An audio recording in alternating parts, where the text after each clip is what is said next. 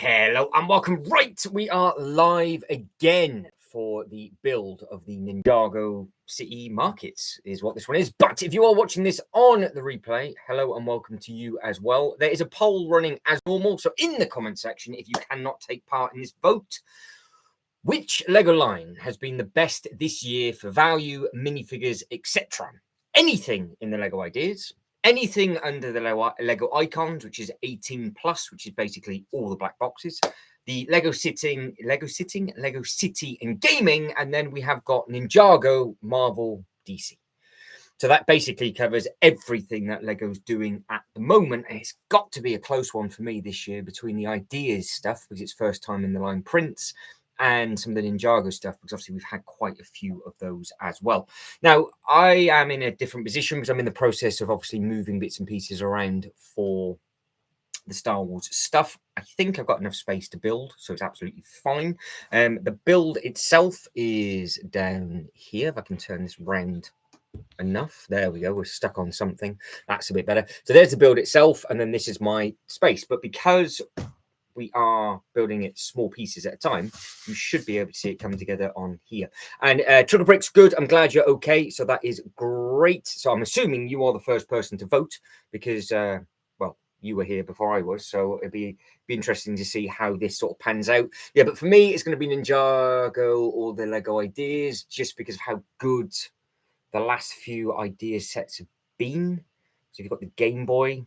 Was that icons? I think that might be an icon. So yeah, it's going to be a tough one. It is going to be a tight one, I do believe. But let's get tucked into this, see what happens. So I've got to open up bag 7 and bag number 8. And we will just plonk on. Now, I don't know, actually, before I do get tucked into this, if I'm going to have to spin this around, because I think we might be a bit tight for space already. So you can kind of see what's going on, can't you? So yes. So Mexican Grand Prix this evening as well, isn't it? So are you going to be watching that? Are you going to be seeing what is going on with regard, because I saw the qualifying, so it'll be interesting to see how all of that pans out and does. But I don't get on. I've said this before. I don't get on with this kind of thing because you never know where to put the actual pieces, because you've got two tiny internals. So obviously you've got to keep them close to the bigger bits. You don't want to spread them up. But then bag 8, I never know where to put. I never know where to put bag 8. So yeah, because that kicks off at 8 o'clock tonight, I think. So we're going to go just for a few hours. So we'll be done 6:30 UK time. So again, anybody that's watching from a different country, we've had our clocks changed. So this is actually only 3:30 in the afternoon now. So you can now start working out the time difference of everything. And I will try and go live as much as I can next week for the build up to the new Goonies set. I do need to find the extended cut of the Goonies as well, because I need to do a little bit of research. And yeah, we'll see how this unfolds, because normally at this time on a Saturday it is quiet and then it starts to pick up. So I would imagine it will slowly trickle with the notifications and we will see what happens. But I have, as per normal, got it up in the background. So we'll do a quick test just to make sure it's working. The Lego website up and running. So if anybody wants to check out anything on the Lego website, just let me know. And obviously we can have a look-see. And if anybody wants to talk about the new Goonies or anything that they think is the set that convinces them that's why you voted for it that way, then of course we can click on that set, see exactly what is what, and then we can carry and go from there. So if there's anything that you have, because we're 3. Oh, interesting. Okay, we're it's a 3-way tie already. So at the moment we've got Lego Ideas, Lego City, and Ninjago Marvel DC. So whatever you're voting for, let me know. I can get it up on the Lego website and we can go over the reasons why you think that is the reason why I got your vote. So yeah, my vote. I think personally, the minifigures this year have to go to the Goonies for just the amount of new bits. But that's not necessarily saying that the Lego Ideas as a brand is better than anything else this year. So yeah, it's definitely going to be up for discussion. Definitely going to be up for discussion. So yeah, let us know. Let us know what you think it is. I can ping it up on the website, and we can just crack on and go from there. So that's easy enough. Now we are doing deep brown, like chocolate brown, and we all know how dreadful that is in the instruction book. So if this is the hardest bit I've got to do today, then that would be brilliant. So we are building something literally with the chocolate chunks around the outside as well. But I am going to be keeping my eye on that poll as it progresses through. So I would like to know why people pick what they pick. It might just be they like that theme. I know I put Ninjago, Marvel, and DC together because I couldn't quite think of. I think I've covered every base. Because the amusement stuff there hasn't. Well, there has been, but that's under the Lego City bit. That's what I'm very intrigued about next year. Actually, is there going to be a big roller coaster next year? Is there going to be a big roller coaster next year? This is going to get very, very interesting. So let me know what it is you're voting for, and I'll ping it up on the screen as well. So Tricklebrick says, if the Pearl and Goonies were one theme, I might have gone for that. But if the Enterprise is themed with the Pearl, then they might get my vote. Yeah. So the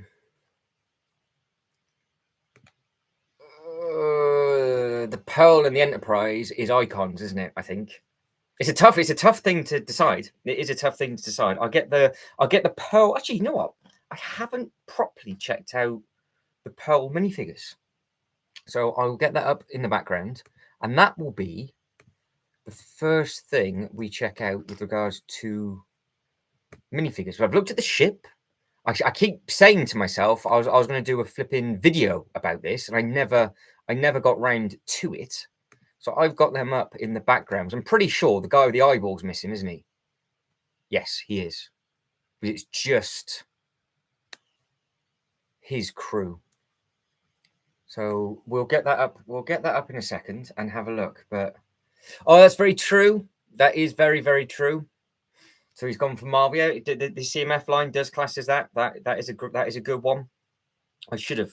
Was what we're doing now. I'm pretty sure if I put what CMF wave has been the best this year, we've had the F1. I'm sorry, but I would imagine that might be lower down the pecking order. But I don't care. I don't think what else it goes. I'm pretty sure the Spider-Man stuff will be the winner for that. I think so.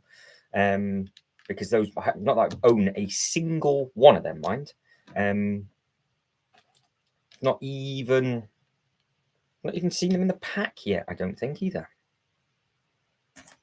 But I have found something out that today, I do believe, is the start of the BAM wave in the Lego store. So if you want your Halloween builder minifigures stuff, and you could go into the Lego stores and build like the Lego Ghosts, you've got a few hours left. Well, to be honest, I say you've got a few hours left. You have no time left to actually build the ghosts, because I would imagine that would all be sold out now. That would be on a ticket basis, first come, first serve this morning. But obviously the minifigures are still there. So if you want to crack on having a little bit of fun with those minifigures, then obviously you can. Let me just get that up. Mackenzie Crook is the missing figure from the Pearl. I can't remember the character's name. All I know is the eye.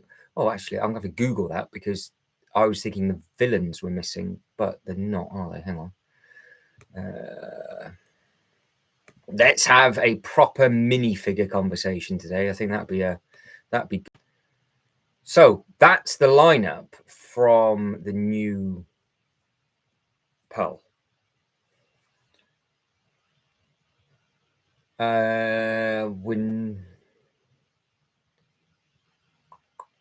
With his outfit, it's not from the original film. I recognise all of them, but I can't quite grasp what film it's actually from.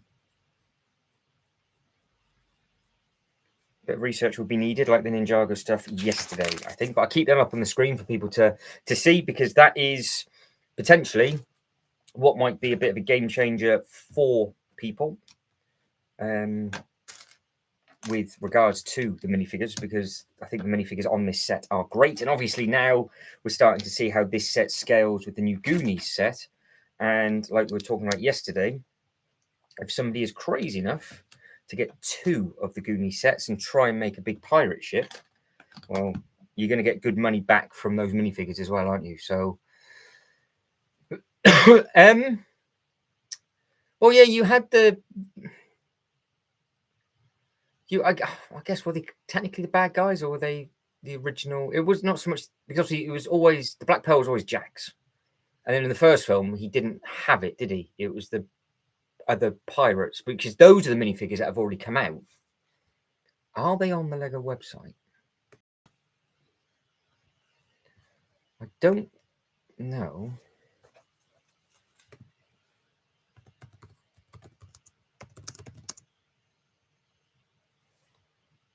Is it going to give us the older ships? Because you've got the Mary as well, haven't you? I think it's a Silent Mary. Mary. I had the opportunity of getting that in a sale just before, as it had retired. It was on the top shelf. There was one left. Silent Mary. That's got to be it. Even without the photo, I'm sure that's it. That comes with interesting minifigures, I think. You just give it to them individually. Oh, these are the ghosts. So it's the other Black Pearl we want. So they have had good minifigures in the time. So from the Lego set aspect, the prints on these, I mean, are mad as well. I think we've had an upgrade for... Be interesting to see how that compares actually with the new one. But have they actually got the Black Pearl on the website? Have they taken it off because they didn't want people to type in Black Pearl? Because they were both out at the same time. Be a shame if they took it off.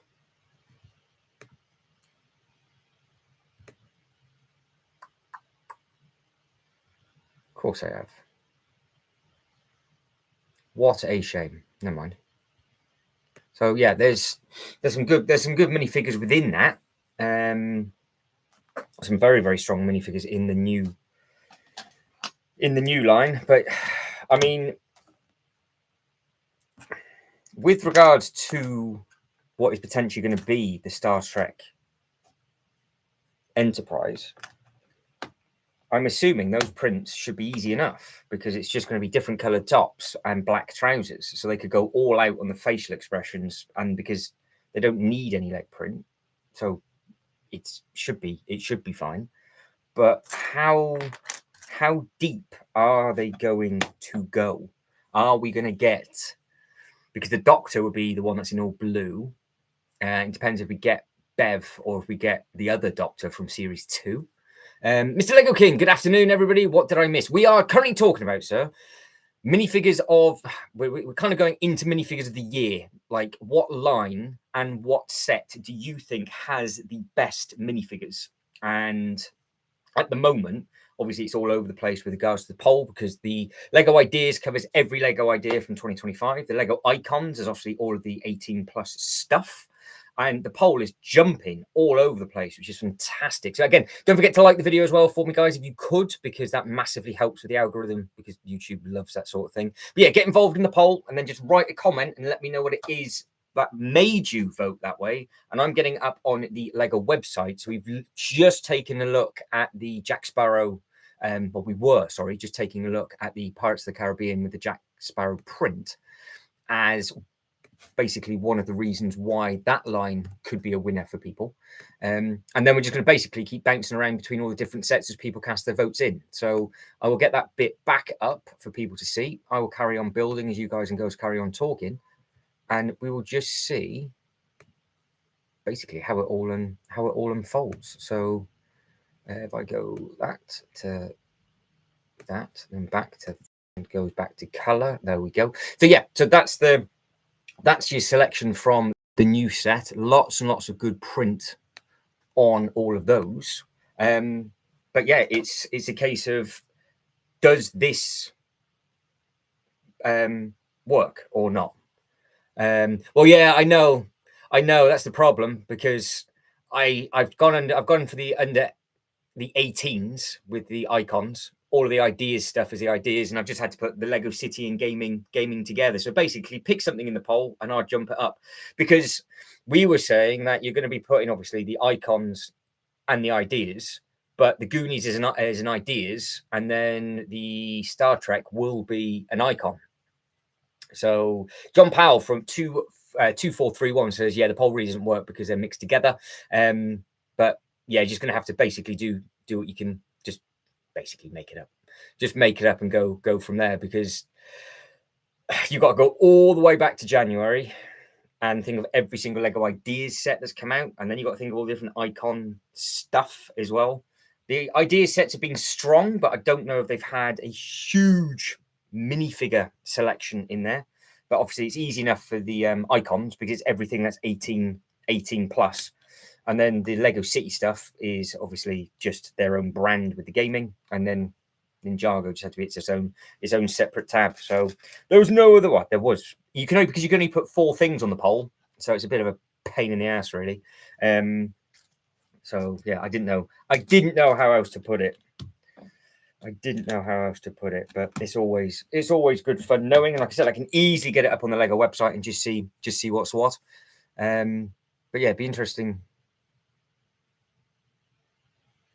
Well, yeah, well, that's it. It's just one or the other. So it's not as a combined. So if you think it's Ninjago for people, they'll just get that. So like I said, it's just which line has been the best this year. So if you think it's Marvel, Ninjago, or Marvel, or DC, it's in that tab. It's not all 3 of them as a combination. So it's literally just the one thing. So for me, it would either be, I think Ninjago is definitely the best value for money at the moment. But and also we've got the Forbidden 5 and all those new minifigures that have come out. But I do believe, what did One Piece come under? Was One Piece under the Lego City, or was it under the Lego Icons?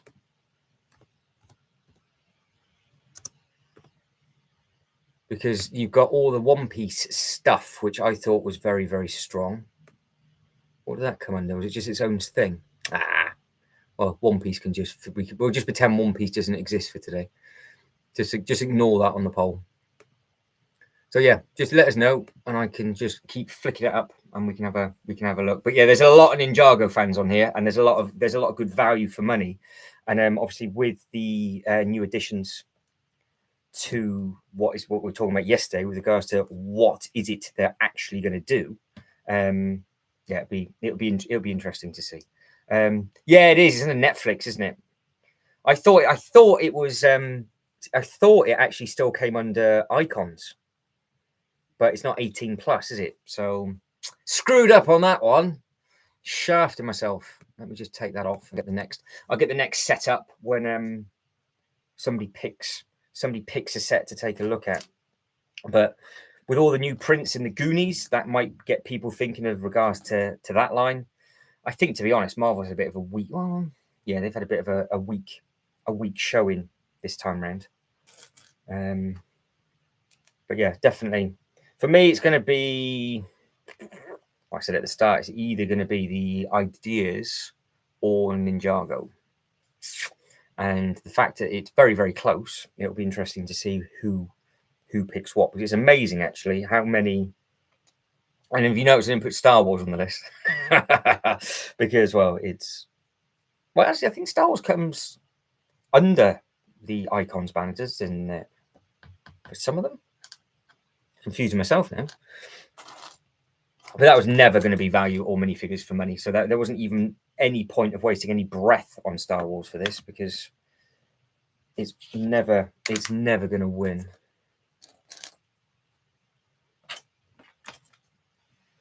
Never, ever going to win. But I can simplify the poll. I can easily change it. I am now. I'm like, how can I make it more easier? I can easily change it. So if you want me to categorize it, I can easily categorize it, and then we can get another poll running. That is simply done. Anything to stop me building for a couple of minutes, I do not mind whatsoever. Lego King, if you built, have you built any of your haunted house? But you're probably hungover, so more than likely not.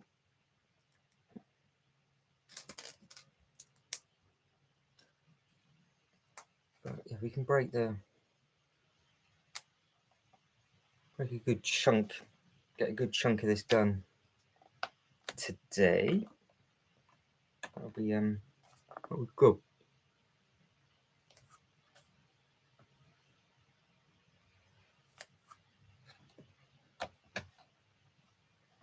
But no, these rooms are actually much smaller than I thought they were going to be.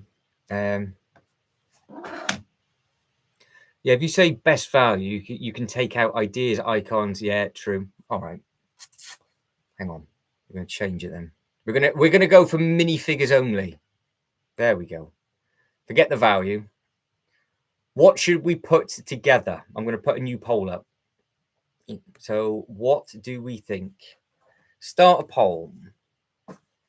So I write which individual line has the best minifigs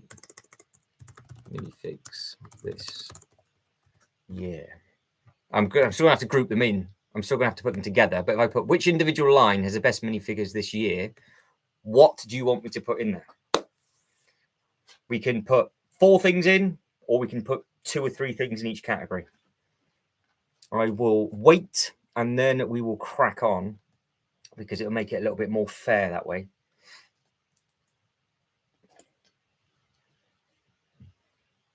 And it also gives me an excuse, again, just to stop looking for pieces.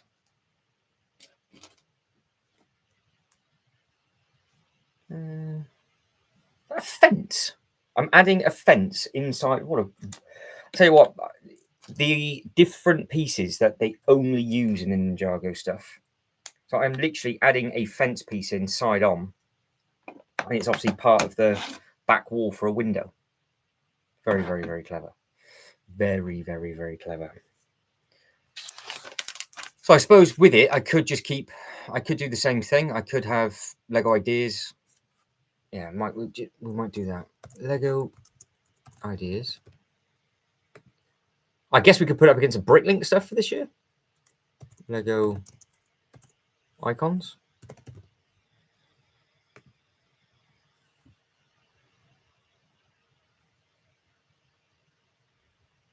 Ah, fair enough. Oh, you would throw a spanner in the works, John Powell. Okay. Oh, Guy's back. How well?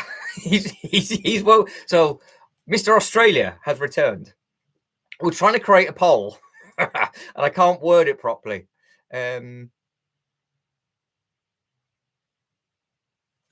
Which individual line has the best set this year? There we go. That makes sense?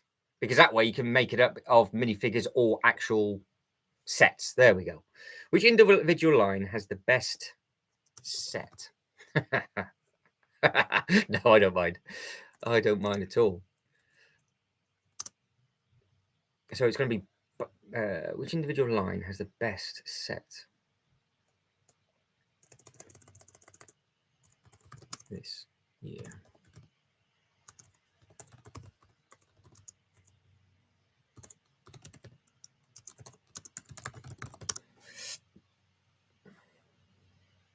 Which individual line has the best set this year, either bricks or minifigures, getting all the bases covered? We've got Lego ideas, Lego icons. So we've got 2 more. I suppose now, because we're covering all bases. The reason why I'm doing this is I've got stickers to put on. I don't really want to put the stickers on. So I'm doing everything I possibly can just not to do it. But how is Guy? True. The Lord of the Rings came out this year. What about film? Film and TV. everything else. Add option. Every. So we've got Lego ideas, Lego icons, film and TV, everything else.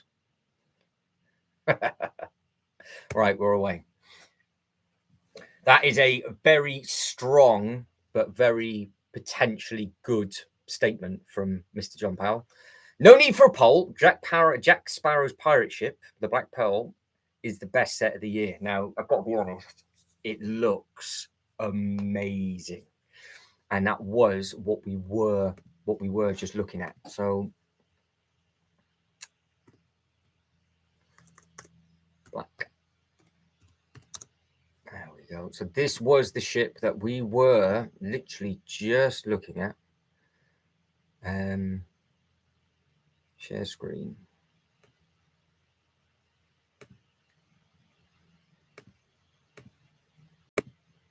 I think that poll's got all the bases covered.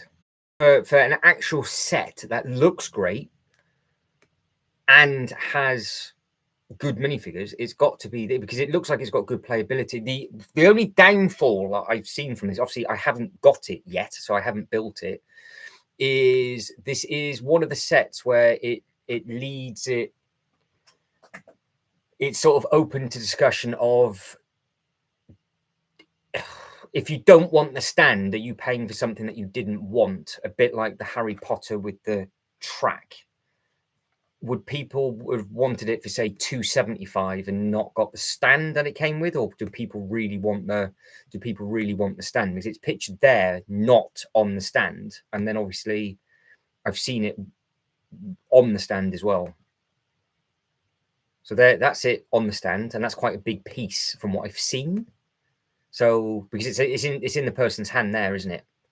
So that's the only thing that people might be like, well, actually, it's one of those sets. So again, it'd be very, very interesting, very, very interesting. So, not sure the Enterprise is going to. To be honest, I am a bit concerned about the Enterprise, to be honest, because I really am hoping that they don't do the line dirty, and they basically screw themselves over by not being able to do other stuff to go with it, because it's going to be a set that you're never going to be able to get anything else with it. So it's going to have every single minifigure that everybody wants, and like we said, there's no leg printing needed on any of those because it's all black. It's all black trouser. So they can give. I mean, if you think the tops are just bright colors, they already have. I think they already have that color palette there. But how detailed is the ship going to be? Are we looking like it's going to be a UCS Venator type thing, or are we going to be having like internal bits where the top comes off, or is it just going to be its own scale where it's much smaller, and then it's going to be like, is it big enough to go with the other bits and pieces? So yeah, Sugar Brick says not sure if the Enterprise are going to top it. Best build, great minifigures, and good price. It covers everything for the Black Pearl. I like ideas. Good guy, because I like ideas because the Lighthouse, the Red London Telebox, but I think the last year they were even still for sale. Yeah, that's true. So we are going by sort of, but yeah, you can go by that. The optional stand is actually a big plus. There we go. It gets a bonus points. Fantastic. There we go. So, because I've always worried with the boats, especially with, I guess I'm looking at the Barracuda Bay and the Destiny's Bounty. They've got quite wide hulls, but it looked like this one at the bottom, it sort of pinched in a little bit. So I'm glad it kind of came with a stand, but I don't think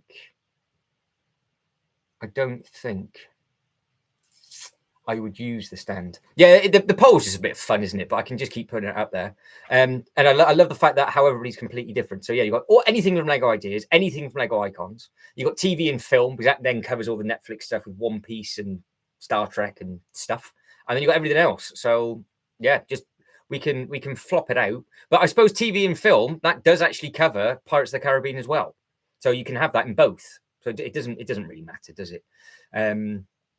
But you got to give them credit where credit's due with regards to the new Goonies minifigures as well. I think a lot of people have gone crazy for those, because from what I've heard, the reason why people are so happy with the Goonies stuff is gave everything that everybody wanted.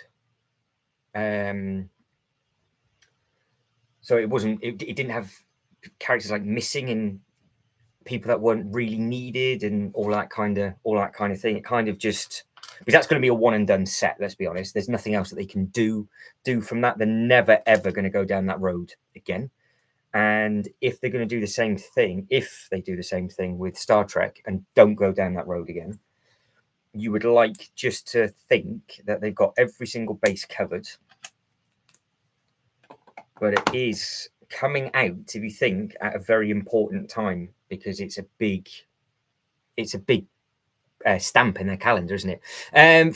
So Tricklebricks asks, which bounty have I got? I've got the movie, yes. So which I think to this day is, it's a big thing, but it's one of the better minifigured scale things. So it's a good size. It did actually get Toy of the Year in 2017 as well. It's actually got the thing on there. So yeah, this is what I'm boot. That's the one I'm looking at. I've got that, and I think the Black Pearl would scale with this nicely, because obviously it's got some real nice detail. But obviously this one's modular as well. Just like this is the incredible thing about this line from the movie. All of that is all modular. So you pop that bit off, pop that bit off. Huge amount of detail all on the inside. Just here, this bit pops off. So yeah, you got a lot of good detail on that one. So that is a very, very nice looking thing. So John Power says, yeah, you can do a display on the stand or take it off of the bottom to put it in the water scene. So it looks like, oh, I guess, yeah, because that way you can actually just put it on you can put it on the stand then for like a Billy bookcase, or you could just take it off the stand. So yeah, I guess it's the best of both worlds, I guess. Yeah, with this one, I think it is the biggest. The new one, I think the others are a little bit smaller. But the one in the movie is a big bounty. It is a big bounty. But there's been quite a few of them, haven't there? And there has been quite a few, I think. Yeah, because there's a good chunk of them. But I saw we had somebody that likes the sloth minifigure, so we'll get that up and I'll carry on building a couple more pieces. So that is the minifigures for. I hate it when it does that. That's the minifigures from this set, and I can zoom in on any of the ones that you want to take a look at. Yeah, because I think all of them have basically new molds, new faces, new everything. So yeah, they've gone all in on this thing, and it seems to be that nobody's really said anything. Not that I've seen. They haven't said anything too bad about it. I'm sure there's going to be gripes with different bits and pieces, but they've done well with the Black Pearl, and I think they might do well with this. So I am adding on a sticker of a fish. As you do. As you do. Yeah. Don't like Ninjago, but it is the best value for size. It is, yeah.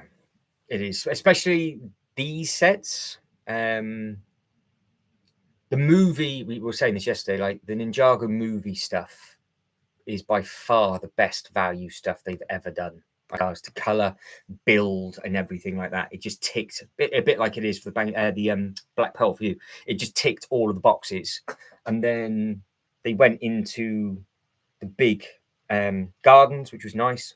They did a double base plate like this, which was good. But the newer one, if it was just a standalone thing, it's enjoyable. It's an impressive enough looking thing. It really doesn't hold up. And yeah, it's just, I hope that they do manage to keep it up. But the nice thing is with the Ninjago stuff, they always have lots and lots of different building techniques. They do lots and lots of different bits and pieces, and yeah, it's always interesting to see what happens and what goes on. So yeah, we'll see what unfolds, and that's all we're going to know for the rest of the year, because of, I'm assuming it is the Enterprise is the last set of the year, isn't it? And then we're just going to be getting all the new photos for January. There's nothing else that's going to be coming out. Obviously, we know there's a fish tank, but that's already on show. So, does anybody know of anything else that's supposed to be sort of appearing?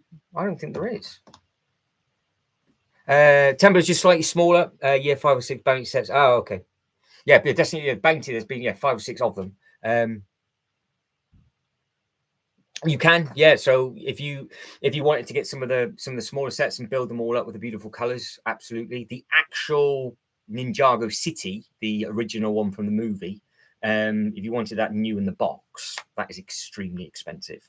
It's kind of in the price mark of the Ghostbusters Firehouse, or even the Apocalypseburg with the Statue of Liberty. It's kind of got up to that point for that. New in box. Used, you can still pick them up.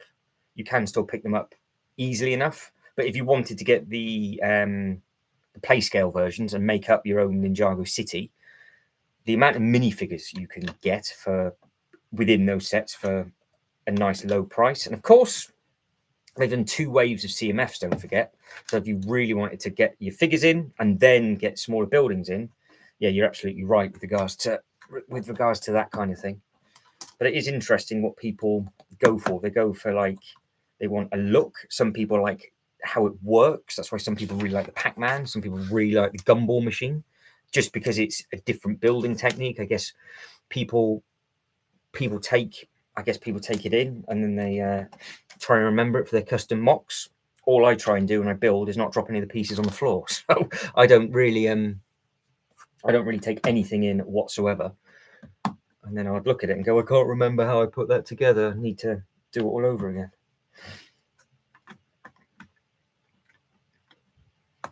Ninjago is epic. I've been hooked this year and can't wait to get the Dragons Rising series. Yeah, see, that's where they've taken it up to the next level. Very much so. That's where they have taken it up to. That's where they have taken it up to the next level. So it'll be interesting to see which way they go with it in the future, because they can drag that out for a very, very long period of time. So yeah, it's going to be an interesting year next year with regards to what they're going to do with that, because surely there's just going to be there's going to be a lead theme of next year. And if this is the 15th anniversary, is this going to take front and center, or is it just going to be another mental year for different sets?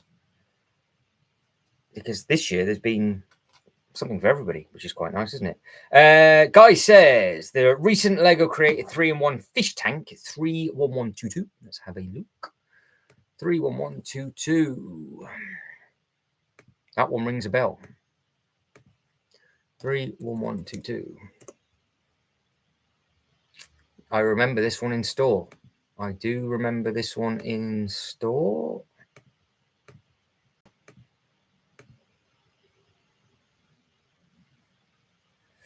Right, so Guy says the recent Lego 3-in-1 creator, which is this one that's on the screen, is crazy. The retail is about 45 Australian dollars. It's going for $120 on eBay 2 years after retirement. And what they've done now, by making the huge one, I think they price people out. This is a really good fish tank, because this is like a starter size tank. This would be what it would be. And if you wanted it, in your room or in your Litland room or whatever, obviously it's a 3-in-1, don't forget as well. It was a really good valued set. And now that the new one's it doesn't even have the filter, but you can't add the filter anywhere because there's no glass beside it. So John says, I'm a modular first, and then Harry, see, that is a good order. So the excuse me, the modulars was what got me originally. What module have you got? Most of them, or have you just sort of picked Have you just picked the ones that you like? Because some of them now have had quite a short shelf life, haven't they? So again, some of those, like the bank, for example, that just went astronomical money very, very quickly. And others just seem to be about for a while and didn't do overly fantastically well. So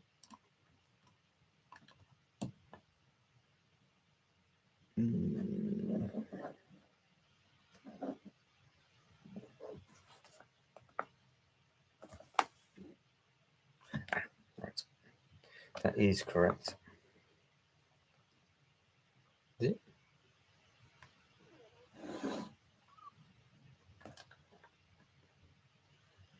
I am confused as per normal. Oh. Absolute knob. There we go. That'll be why I forgot to add something onto it, as we do. But this is getting bigger. Yeah, so some people class, they class the greengrocer as the first one, and other people class the blue market as the first one. So yeah, nobody's gone for them. Trying to think what else is really pricey. I think the Emporium went up mega money. I think a lot of people, I mean, because I haven't gone back as far as the Fire Brigade. I've got the I think the bank. No, that's a newer one. So the cinema maybe is my oldest. So what have I got? I've got the Assembly Square. I've got the detective's office. I've got the History Museum, the police station, the diner, the restaurant, the pets and the townhouses, the jazz club, the corner garage. Yeah, and that's it in the bank. So Triple Brick said, I've sold all my modulars. I had everything since the Fire Brigade. See, I think they do look nice. But that's one of the only things that doesn't work in my things. I'm trying to do this theme park setting with all the lands. I've tried to use the modulars as backdrops and all sorts. And I haven't got any of the newer ones, to be honest. I've not picked up the I haven't picked up anything. I think the corner garage is my last more modern one. I think all the others are still available, but they're all retiring this year. No, that's a lie. The History Museum isn't my. Since the History Museum, I've not picked anything up. Obviously, you've got I called it the John Wick Hotel, which looks good, but I just haven't got anywhere to put it. So I think they look great, and it's just, yeah, I've kind of just. It's a shame, really, because in years to come, I might be like, oh, would have been nice to have got that one or got that one, but yeah, it is what it is. We always chop in and trade different bits and pieces for different stuff, don't we? So, and the modulars, to be fair, they all seem to hold their value go up. So when you are going to sell them, you're going to make money on them. So it's not the end of the world. But we've got to sell stuff to get stuff, especially when it comes down to cost of things and price of stuff with regards to, and space is also a big key issue. So I've been moving all of this Star Wars stuff around, ready to get a load of tiling done to figure out if I can actually get it as a proper walkthrough thing. My oldest are probably the cinema, the diner, and the hotel. Nice. That is I like the cinema. I think that's a really nice. I think that's a really nice modular.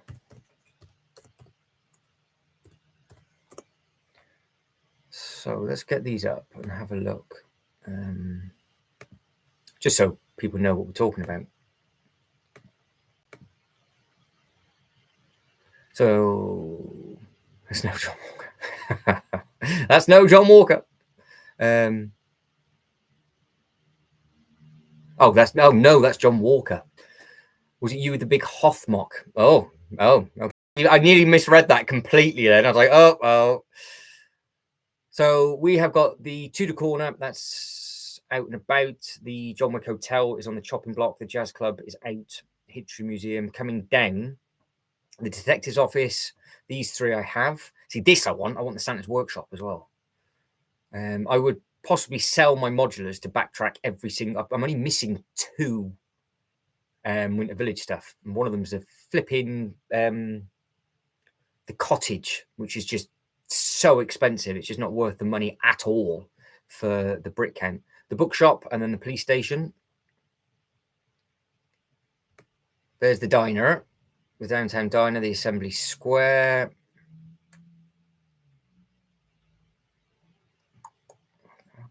If I do oldest, I always go high. No, if I do high to, will they put all the modulars together? No, no.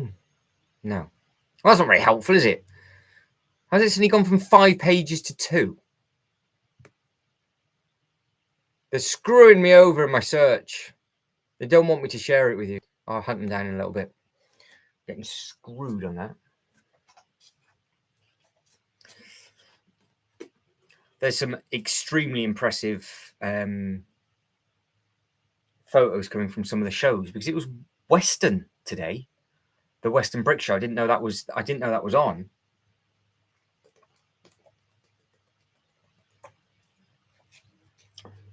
And I'm really annoyed. So I missed the show in Swindon as well, because they have all of the huge different mocks on show, especially in the one in Western. That's a 2-day, so I highly recommend going to that. It's the is it Steam? That's where it was. Well, that's where it was when I went, and that was just an amazing show. Oh, okay. I'm stupid. Well, that's my line. So we're allowed to have more than one stupid person here. It's not the boutique hotel. I meant the restaurant. See, that restaurant, that is a slept-on thing. Because a lot of people, I don't think, realize how beautiful that restaurant is. Why are you just being a spanner? So if I go high to low, it gives me 2 pages. But if I do a different tab, it gives me 5. Right, so I don't know if I've actually clicked on this doing this. So this is exciting. So this is a beautiful formula. And this is great. Like the actual area on the side is brilliant. Obviously, classes their old Lego Creator stuff now. A couple of minifigures included. Externally, it's gorgeous with regards to everything that you do. And this is the wedding proposal as well, isn't it? Where you've got the minifigure with the ring proposing to the person. You've got all the bits and pieces in the window. It's got, yeah. And you've got the little dumpster on the back. But internally, again, it's a strong thing. You can see all of the tables, the diners. And I actually like it. I like all the older sets because there's 20-odd photos. So you can see everything when you're trying to see everything for the first time. Whereas the newer ones now, they don't bother to take them apart. You would never get that on one of the new ones because you know full well that's on the roof because they've just shown you the piece that gets taken off. So Truckerbrick says, I remember when the modulars were 119 and 99 when offered at John Lewis. Correct. Oh, okay. Why not? How am I going to do that though? Am I going to have to do it in years? I'm not too sure. But I can only fit 4 on. I can do a favorite modular poll, but I don't know how to actually word it. No, that's it. The Emporium I actually saw with Jay in Western, and they had one, and I was very, very tempted to pick it up, but I didn't know if it was real or not because out of everything, I want the Town Hall, but that is astronomical money. That so 10,224. That's massive, massive money, which is a shame. 10, is it even on the Lego website anymore? Oh, it is. See, look at that. Came out £149, that. I've seen this going for £600-700 now. Never, ever. You would have to get a knockoff version, which is a shame, but there's no way of doing it. But there's nothing to it. I mean, look at it. The detail is on the outside. And I know people have re-bricked this one quite a few times, but it's because it's basically Back to the Future, isn't it? Last 4. Good call. Okay, we'll do that then. Yeah, well, I didn't mind the pet shop. I just didn't like the townhouse because you got like 50% of a modular. So yeah, I agree. I agree with that. Okay, I've just got back. Let's do that then.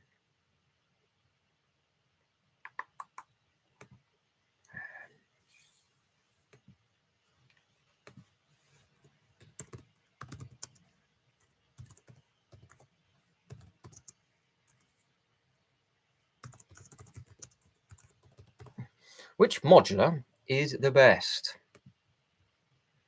Okay, I'm going to put that. If I do 2 things at the same time, it might end up crashing. So I stop sharing that, and we will go. I'll use the Lego website. So, if I am correct in thinking, it goes Tudor Corner, Hotel, Jazz Club, and the History Museum. Tell you what, that's a flipping tough one, that is. Because, like, yeah, that's a very interesting poll. We'll leave that running for the rest of the live. I think some people might think that's easy, but when you start to think about it, maybe not. Tudor Corner.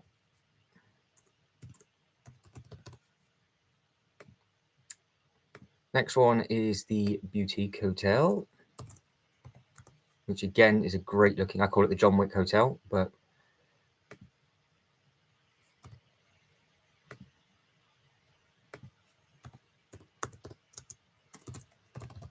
the Jazz Club next.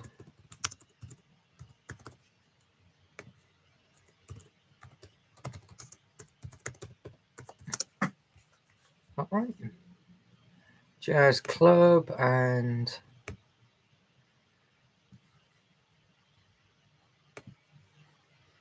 right. Good luck. Enjoy. That is away. That's a tough one. That's going to be a tough poll for people. Right. Yeah, pet shop. So pet shop was one of the weakest. True. Yeah. The actual pet shop side of it was nice. I think it's a bit like the. A lot of people think they're going to get like a bookshop, and then again they made that half and half. I would just like a bigger bookshop, but for whatever reason they had a fetish of townhouses at the time. They didn't learn from their mistake on the first one, so they gave you a second one. I think that's why it just got binned off so quickly. John says I've got about 10 modulars stashed away, new in box. Couple of these are a few of that. Probably the oldest is the police station and the bookshop. Nice. That's of a line to keep fresh in the box. That is a new one. That's a good one to do. Now, Mr. Australia himself, Guy, if he's probably fallen back asleep. I missed one of his comments. Sorry, Guy. I brought a lot of the assembly square. I parked them out from a Bricklink. I was about to say he's a Bricklink store. From a Bricklink store, even after being for sale for 7 years, it's still good parts for money. Yes, bad it is. I missed it because I had the poll dropped. The poll dropped down. So sorry, Guy. I was about to say that Guy owns a See that? I'm just gonna watch. No, that's all right. I'm glad you're busy. That's okay. I'm just gonna watch people talk about it because I think everybody. This is actually a really good idea for a poll. Because this is literally you just go by, I guess, the exterior. There's nothing else you can really go by. I mean, you could think about a building experience, but how many people open things up and keep them on display? I do with the Star Wars stuff, as you can see, because that's what I'm trying to do. But the modulars, to be honest, I might keep a few of them and sell the others, just to free up some money. Maybe that could be my spending money for next year, because they got relegated to underneath there. They're going to get relegated around the corner where my Winter Village stuff is, and then all my Winter Village stuff's going to go out there. So I want to see it. So yeah, maybe next year's the year to get them gone. You guys might have convinced me. Just get them binned off. Get it gone. That's not a bad, might be not a bad idea, actually. Sell some bits and pieces.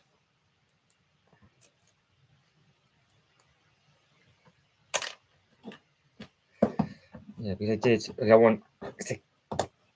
I've said from day one, if I had to sell everything and could only keep one thing, it would be the Winter Village stuff I'd keep.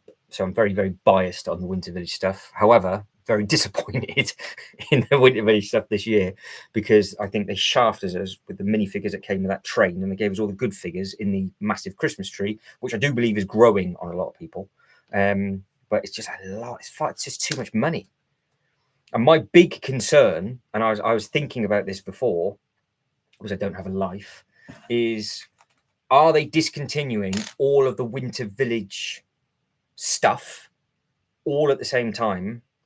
And when next year comes out, the next set's going to be more expensive because people will forget what it actually was. And if that is the case, I would not be happy with that, because they've always been really good value. They've always been half decent sizes. But the fact that the post office has only been out for such a short period of time, and now we've got the pricing. That's not a price increase. It's just because you've got all the track with the train.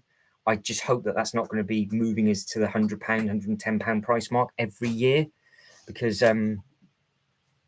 that was a really nice price point there. They were cost effective for Lego, and they were really enjoyable build. But yeah.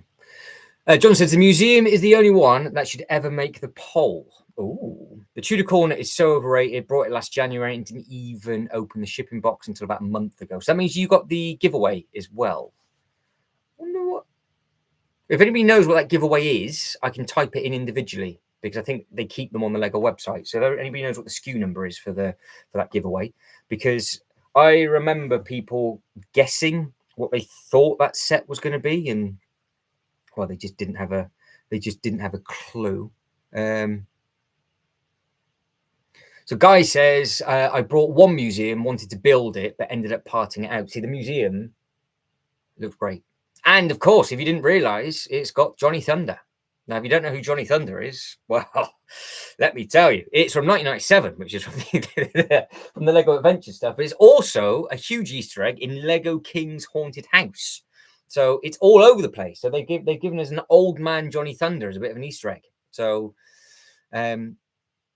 he's definitely aged a bit. So Tricklebrick says the Santa delivery van is on the retirement list, but it still says new on the Argos website. Yeah, because Argos has just got it in. I wonder if Lego's made a mistake. I'm hoping they have.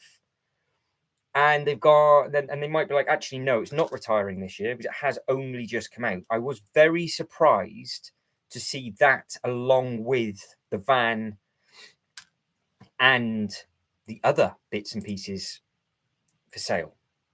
So, retiring, shall I say?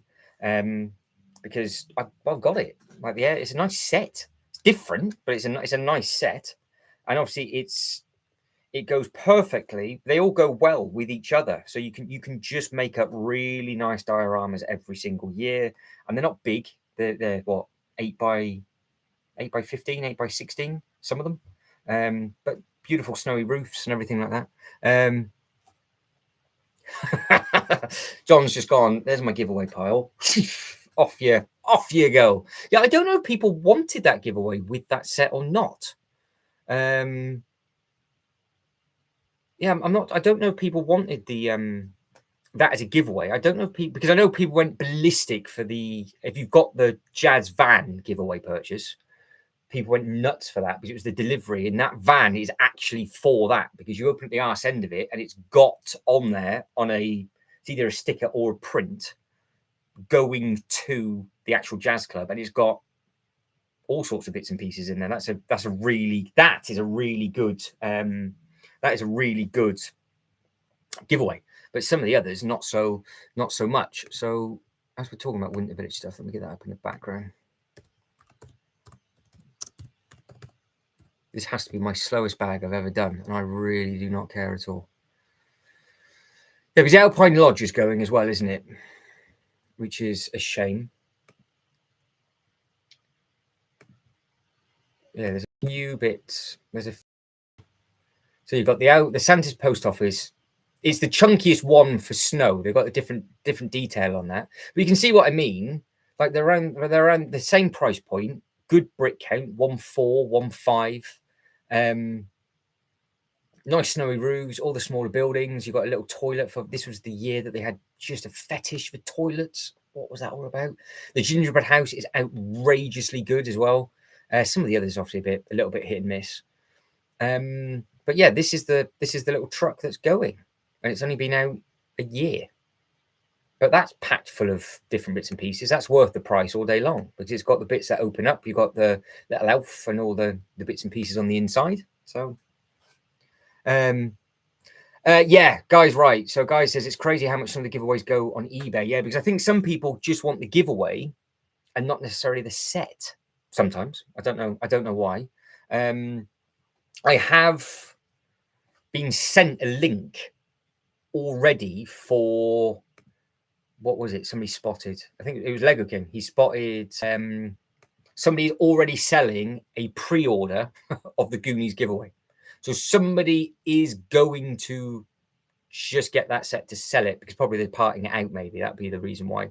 The Alpine Lodge is the least Christmas looking winter village set. Yeah, that's it. I mean, that's a great looking thing, but it is the least. I mean, that's the nuts thing about it. You had something that looked that snowy, nuts, and yeah, madness, mad. So the fact that it's going, I don't know what they're thinking for next year. I would imagine it's a train station because that's what they did many years back. So we're going to get, and the train station was super Christmassy. It came with a nice bus. It came with all those little bits and pieces. So I'm guessing it's going to be another one of those, which makes sense because the train would have been out 10, 11 years ago. Oh, there we go then. If you've already got it, well, wouldn't hurt getting two. But I almost brought the Santa's delivery truck last week and realised I already have it. So I'm assuming you've not built it yet. A few on eBay for around 75 to 100, yeah. What is that? The giveaway that's not even out yet. So which is that amount of money, Trickle Bricks? Is that the sets that are retiring, or is this the giveaway that is yet to come out? Because obviously, like the people that have the Bricklink shops and things like that, if it's got a good part to price ratio, they'll end up just obviously getting it, but they don't need the giveaway. So if they can make more money from the actual giveaway than actually parting it out, then that's the people I would imagine that will end up binning that set off relatively quickly. But yeah, it's just so because some people I know do buy more than one set, and then what they do is you can take that set back without the giveaway, and they deduct the price of the giveaway away because obviously it's on your receipt, and then obviously you can just sort of play that game and you sell the giveaway. Some people I know you've got the capability of doing that. Something I've obviously never ever done, but some people do it, and that's where sometimes the giveaways sell out very quickly in store. So we have a question. Did you get the upscale Santa and build it? No, John, but I want to because that looks great. And it's still sold out on the Lego website. It is on my, I don't think it's on my list for this year. This is the one. It's still on back order. But I think because the set that I'm about to show now, it's obviously more of just a Christmas piece rather than going in with the stuff. So I was umming and ahhing about it. But the more I look at it, the more I think actually you could just have that as a tall thing with the train tracks going around it. So you could just have it as like an ornament within the winter village. I don't think this I don't understand because it is literally a gingerbread house with two front doors. And they've given us these as giveaways already. It's just a double version of a giveaway as such. But open, I get it. But when you close it, it is literally two front doors. I couldn't quite figure out how that one works. So some of the Christmas stuff this year is completely different, which is fine. It's always nice to be different. But yeah, it's 20th of November. It's still on back order.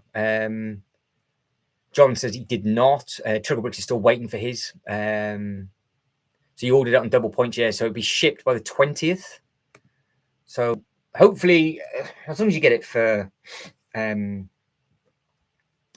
start December at the latest, you can then enjoy it, because obviously you don't want it Christmas Eve. I mean, you could build it quickly and obviously keep it out, but then the decks start to come down not too long after that, and that's something that I don't know if you could try and hide in your collection all year round or not. To be honest, I don't know. Right, we've got a lot of detail going on. A lot of detail. What's all? Just no, I've not actually checked the poll. All I can see is that something we're at 50 of something. Oh, it's 50-50. So the Tudor Corner, not even a look in. The Jazz Club, not even a look in. It's the John Wick Hotel and the Natural History Museum are going against each other. Oh, yeah, I can see why. I can see why. Yeah, well, yeah, you should be, obviously, if you've ordered it before then, you should be okay. You should get it before then. But worst case, it'll be the 20th. But there was a set that I ordered. Something, what was this? I had a nightmare with this because I ordered it. It wasn't on double points, but it went on back order when everybody ordered it for whatever reason. And it was on back order that long. It then went into double points before I actually got sent my set. I thought, well, sure, I could just cancel it and order another one, but I was a bit miffed with that because it probably took, God, it must have been like 6-7 weeks before that set ended up turning up, which I don't mind, but when it suddenly goes on to double points, I'm like, oh, I'm happy to wait for it. But I wanted the double points.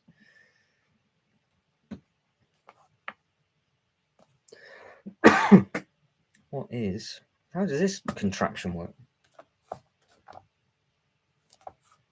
Interesting.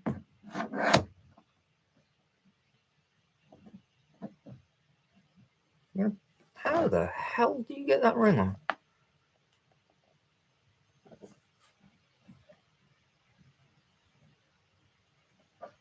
No, you just ram it in. There we go. I see. Okay. Very good idea. Yeah, so I'm assuming John went straight for the Natural History Museum, and Tricklebricks has said he went for the hotel because of how it can be doubled or tripled, and it looks great. It is a good looking set. They're both, to be fair, they're both great looking sets.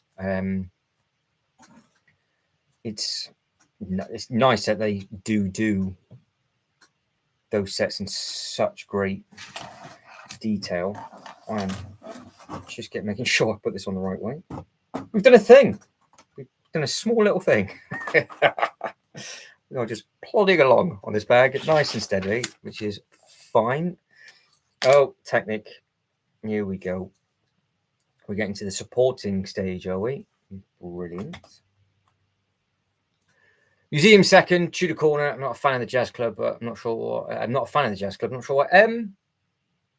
I think the problem with the Jazz Club is somebody did it in a different color and it looked better.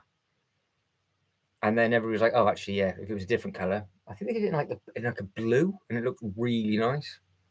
I don't know if people thought the red was a new, because it's nice on the inside, but yeah, that's it. I think it is just because it doesn't stand out on the shelf. The bit beside it, the little shops and the bright sort of the yellowy bit does, but the actual main shaft of the building, yeah, I can see what's I can see where you're coming from. See where you're coming from with that. Right, I've got to ram in some bits and bobs. So we've got the Technic going in there. Now this is the bit, if you do not get these in properly when you go to move these sets, and this is a proper top tip for anybody, you will get caught out and it will just fall apart. I'm talking from experience because I actually forgot to put a pin in once, and I went to move it and the whole thing just fell. This is literally the support to it. So do not forget and make sure that it is lined up There you go. And it goes all the way in, and now that's going to be super, super, super sturdy. Hopefully, that's famous last words. Oh, stick at 46. Stick at 46. Why? Why? What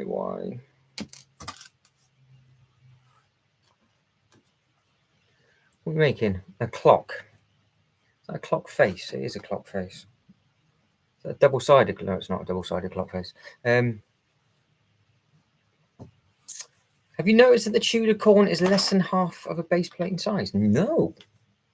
No, I've not paid that much attention to it. Let's have a look. Anything to stop me doing stickers.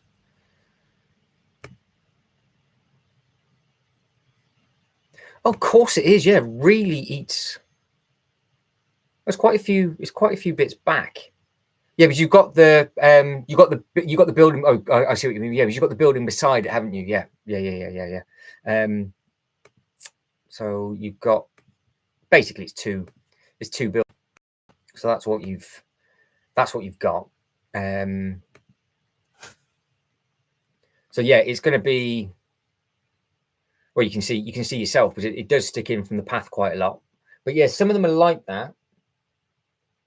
I mean, the palace and the bank is obviously a double but the cool thing is with the bank is that it's the laundry is the part of the money laundering thing. So, yeah, I think this is going to be one of my next polls. I think because I found two sets. What was it?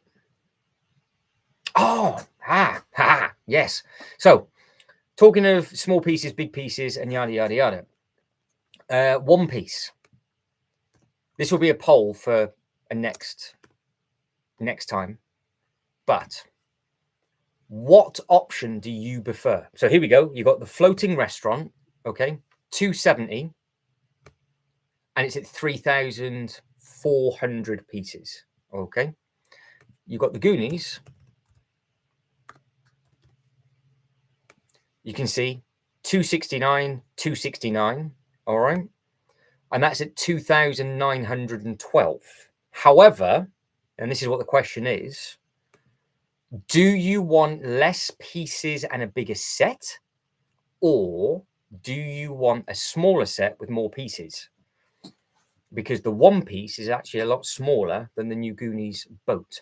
And we will go, as I just asked that question, we'll go back and then spin that around so we can carry on looking at the corner.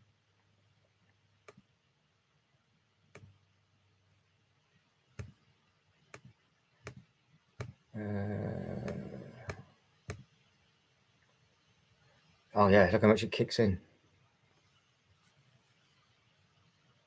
That's a good spot.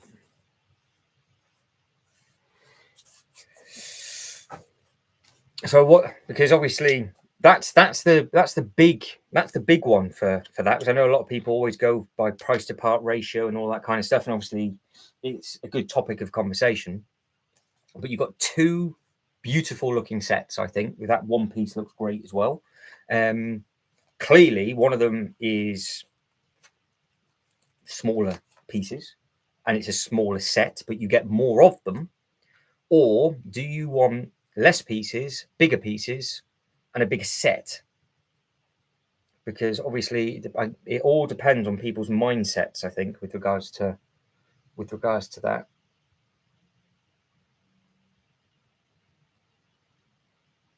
So yeah, you guys are going to have to have a think and let me know what you think with regards to all of that kind of thing. Because I started to eyeball it. I was like, oh yeah, so it is. See, things I do.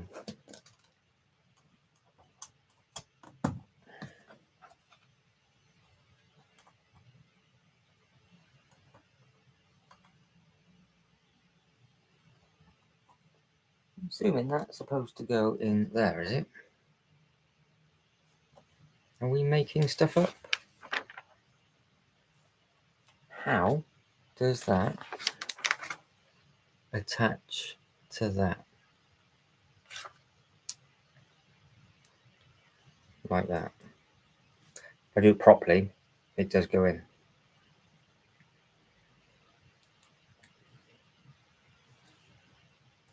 sit over it? Hey? Or was it the clock that clips to it? Oh, idiot. Yeah, true.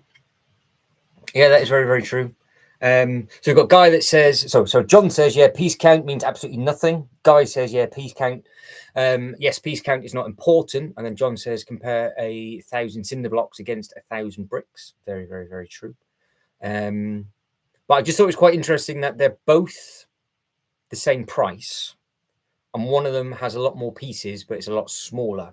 And I just wonder what the argument would be for those people that always think, oh, this is going to be better, because they're like, oh, well, the one piece is better value. So it was probably half a base plate to a base plate shorter. But obviously you've got probably lots of builds on the insides, which is a completely different building experience, isn't it? But if you could only pick one, do you want the impact on your shelf, or do you want just, I don't know the best way of wording it, but you know what I'm trying to get at. And those are the two sets that kind of sum that up perfectly. And actually, I think that would make quite an interesting review video and a point as well with regards to that, because you've got two sets coming in at the same price point, one at a clearly higher brick count than the other. But when you put both side by side, the one with less pieces will probably look more expensive. So so Guy says, for example, in terms of value, the new Mona, which is the barge set, there are little pillow plush toys that go for $7, and there are 6 of them. Oh,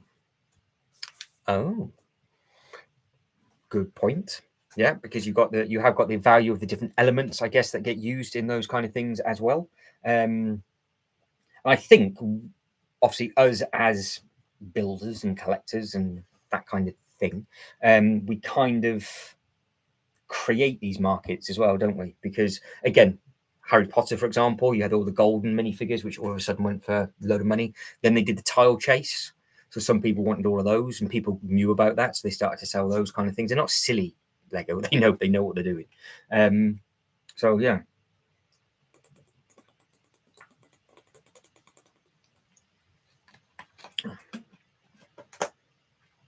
So John says, Lego used to be made from 2x2 and 2x4 bricks, and now they use 1x1s and 1x2s. Count the same but charge more. Yeah, this is the big debate now, and this is actually the big point that I was making with this thing. That thing up here, that monstrosity, they didn't do that with. Every single piece was bigger bits, and where they had the opportunity to use 3 individual pieces, they actually only used 1. I was gobsmacked with that. True. Triggerbrit says, I wonder how they compare in weight for the same price. That is either going to be what I see where you're going with that, Tricklebricks, because that is a little hint that when I do my review, what you want me to do is struggle like I did with the flipping thing and use this to actually weigh both of them. So remind me, that is what I'll do. I will add that in to my review videos moving forward, and we'll have a weight list of all the sets, and then we can start figuring out if they're like packets of crisps and they're just getting smaller and smaller, or if they're not and they're going to work. So I can do that. I will put myself through the pain to be able to do that kind of thing. That is fine. I don't mind doing that at all. But I get the hint. Don't you worry. Don't you worry. Are we still 50-50? Yeah. I think everybody takes part in the poll at the start and then buggers off, don't they? And then we get sort of stragglers come in over time.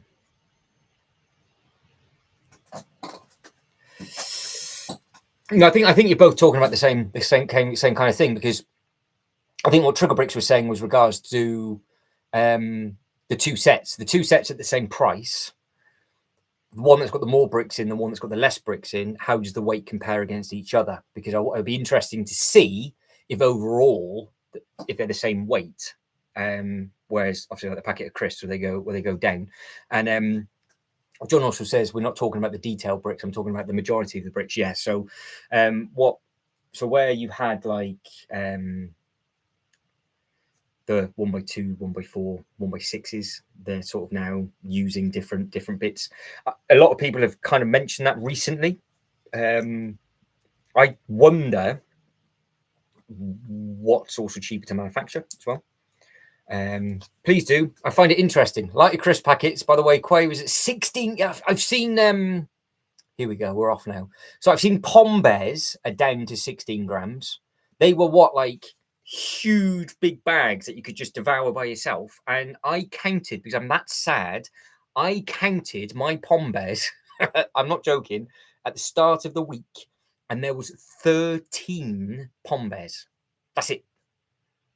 I mean, like, you're going to need to have about 4 packs just to be able to actually feel like you've eaten something. So it is stupid. So let's hope that Lego in 2026 does not take the crisp approach. And I am going to be moving. I'm going to have to do it now, aren't I? Of all these review videos. And I could try and weigh the sets that I've already got that are built. How I'll be able to do that, I'm not 100% sure. There might be a way. There might be tiers ended up in that as well, but yeah, that'd be an interesting thing. Now this is interesting as well, because the Technic bit that we've put on. So you've literally built almost like ground supports for this. So you got the pins in. So obviously this is quite a big chunky thing. I wasn't talking about the sets you were talking about. I'm talking about Lego overall. Oh, okay, yeah, they are getting smaller, but they're charging more. Very true. Yes, that is very true. The one thing that has come down is the 4+ stuff, because they were more expensive because they're all new molds, and now they're coming down, and you do get the minifigures. The biggest, or the easiest thing to look at is if you just go by, if you take, what you have to do when it comes to like this sort of conversation is you've got to take every license out of it. So forget any license, because every single license, as we know, has a different percentage of different bits and pieces. Disney tax, I think, is like 20%, if not 25, maybe 30. It's ridiculous how much they charge companies to be able to manufacture bits and pieces. Whereas other stuff, obviously, it's not so much. But Ninjago, this is the thing. So if you look at the Ninjago stuff, just from a brick count perspective, what I'm building now is 6163. And I know that's the price. I get it. I get it. But this is obviously, this came out just as there was a price increase, as we know. But the newer one, what they've done, if you just go by, if you start to work out the maths and do the price to part, it's £100 less, but you get nearly 3,000 pieces less. But it's not just the pieces either. So this is their own license. It's 21 minifigures included in that one. It's 10 minifigures included on that one. So you get 11 minifigures less and nearly 3,000 pieces less for £100 difference. That is where I spotted it going, ouch. It's still a beautiful set, don't get me wrong, and it's compared to a lot of the other bits and pieces, it's incredible, still really good value for money, but it kind of makes me worry about what they're doing for the 15th, just because this one is potentially one of the last really good value sets on the Lego website for brick count and everything else. And yeah, the pieces are getting smaller. You notice that in the bags as well. Like you're building like things for 6 bits where you could have just done it with 2. And yeah, I completely get what John's saying. I think they came out with a statement last year? Because what they said that they were going to do for Star Wars was, were they going to give us less bricks to drop the price because they wanted to try and make it a bit more cost effective? I think it was for that, because a lot of people were complaining about Star Wars, and then they've gone the route that they've gone to make everything horrendously bad with value and things. But again, that's just down to that license. Whereas this thing, I think it worked out to be 10p a brick. But you got a lot of minifigures with it, and you got all the bigger pieces with it. So for a valued set, I'm not saying it's, you know, it's not cheap, but for what you get, it's up there, which is really surprising, to be honest. But yeah, Trickle Brick says that this set is probably one of the best valued sets, if not the best valued set since post-COVID. I think you're almost smack on the money on that, because if we did the gardens, I know it's retired. It's the one that Lego King's in the process of building. Oh, just give it to me. Thank you. Obviously, slightly different price. Well, actually, no. That was, what was that? It just dropped up with the price, then, didn't it?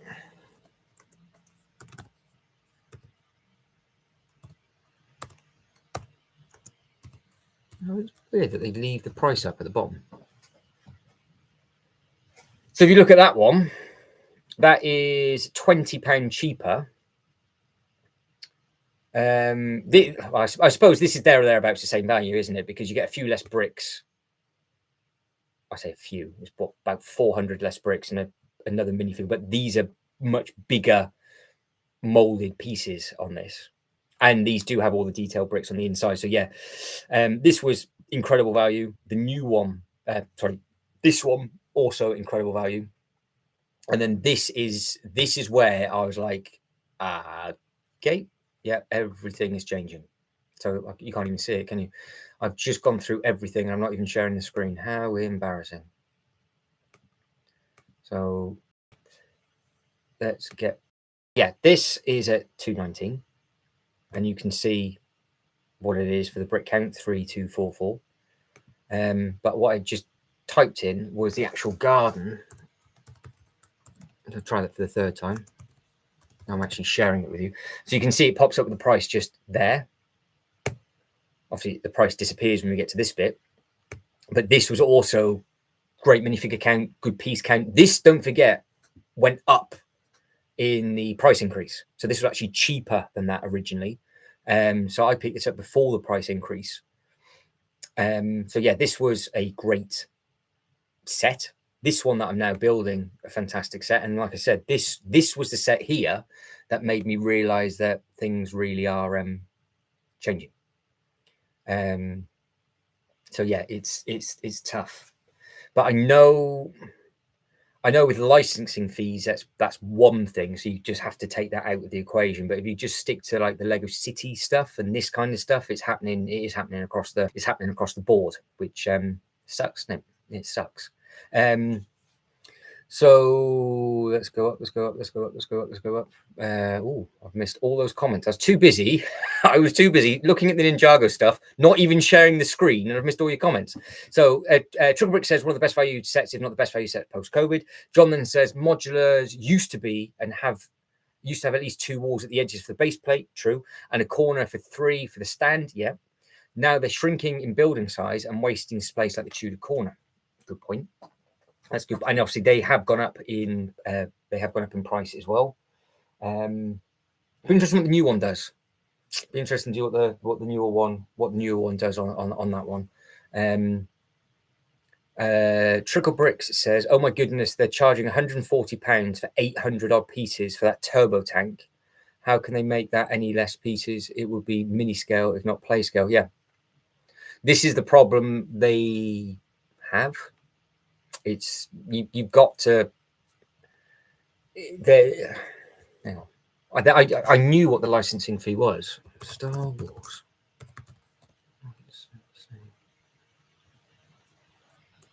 Just going to see if I can find it.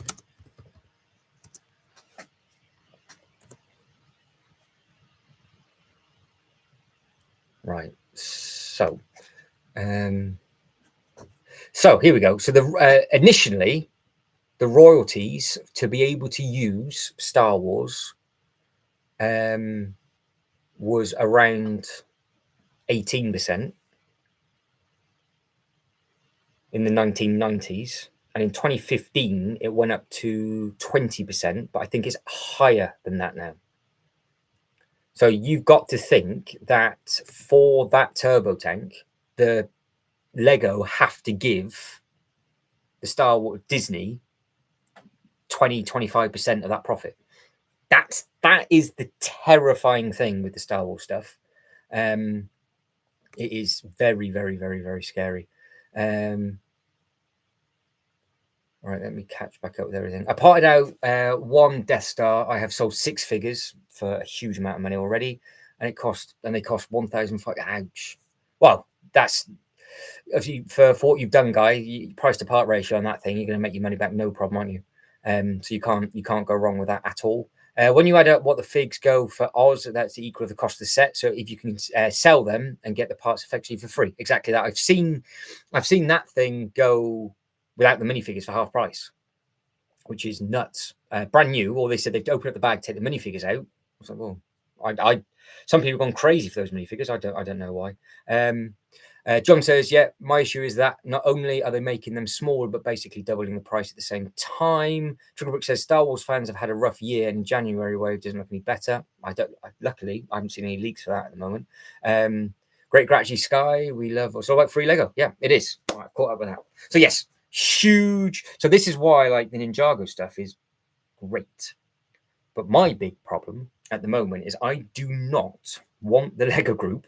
It's a bit harsh. With these tariffs, thanks to a certain somebody that is in a lot of power over in America, them spreading the cost. And I think Hasbro has done that. So what they've done is for Hasbro to keep the costs down in the States, they brought it up across the board for everybody worldwide. When it's an American problem, and Hasbro's moved their factory out. American company, mind, one of the biggest companies in the world, producing all these bits and pieces for America and yada, yada, yada. And that was Rocky just walking through my Marvel section. What are you doing, Rocco? America have got a brand new factory opening up very soon in the States. So as long as they're exempt from that, because they know that it's going to be going on, we all won't get stung next year, especially on sets like the Ninjago, where they had to put the price up to pass it across. And that's a completely different conversation, because that's just a right swine. But John's calling it now. He says, I bet the new modular has at least 4 studs deep at the back of the base plate. Now, see, that's if you think of the Daily Bugle and the Avengers Tower,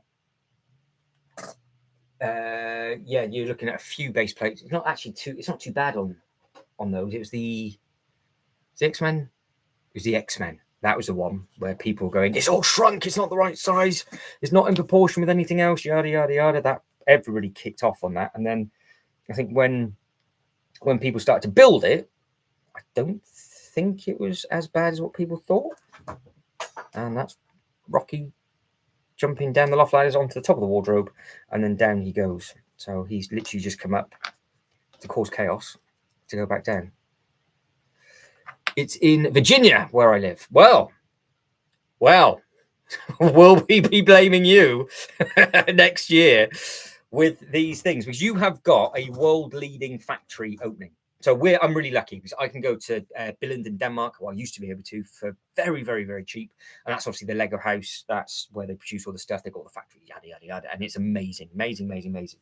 But you have got a world-leading factory opening up with regards to environmentally friendly stuff. And obviously all the plastic types are changing as well. And your factory is going to be the first to do it. It's taken like 10 years to build and everything. So I just hope that with that in mind, it won't come across everybody else, because we're all having to swallow them sending you the sets, because obviously they're importing them in at the moment. I'm not too sure where your factory's from. I don't know if it is Mexico. I don't think it is. We've got a factory in Billund. We get our pieces from Poland, so they're dotted all over the world. It's just that for you've been importing them in. Why are tariffs only a problem when the US does them, but not when everybody else does? Well, it's not a problem to us. Like, the tariffs aren't a problem to us, because obviously how they work is the company, you just have to pay 15, 20, 25% more. But the problem is that the companies are now spreading them around the world. So what certain companies are doing, so say for example, if you have to pay 40% more for whatever, rather than you paying 40% more, they might just spread it across the whole board. So you pay a little bit more and everybody else pays a little bit more. But we're already paying, so we pay more and more again, which is just, it's just annoying. So hopefully it'll all calm down, because I've got clients of mine that just can't quite get their head around it. Again, a lot of Americans I deal with, and hopefully it'll just get swept under the rug quickly enough, and yeah, it'll be done. But yeah, some of the, so it says, so Guy says the new tariffs means I have to charge the Americans 15% more, so I probably won't get sales from the US anymore. Yeah, see, that's the other knock-on effect that it has as well, because then it stops trade coming in, because it's the customer that's getting charged all the time, and that's the problem with it. So if I was to sell this, for example, and an American wanted to buy it, you would have to pay an extra amount, whereas you didn't originally. But it is what it is. It's happening. It's had a massive knock-on effect. All sorts of stuff. Obviously, it's an interesting topic, as long as people don't get sort of wound. I say they're going to get wound up about it, but not sort of hot-headed about it and all defensive about different bits and pieces. And at the end of the day, it's out of everybody's control that's on this live stream. We can't do anything about it at all. So it's just part and parcel, and it is what it is. We've all got to sort of grim and bear it and just sort of crack on with everything. So because as it stands, because it's just a very weird.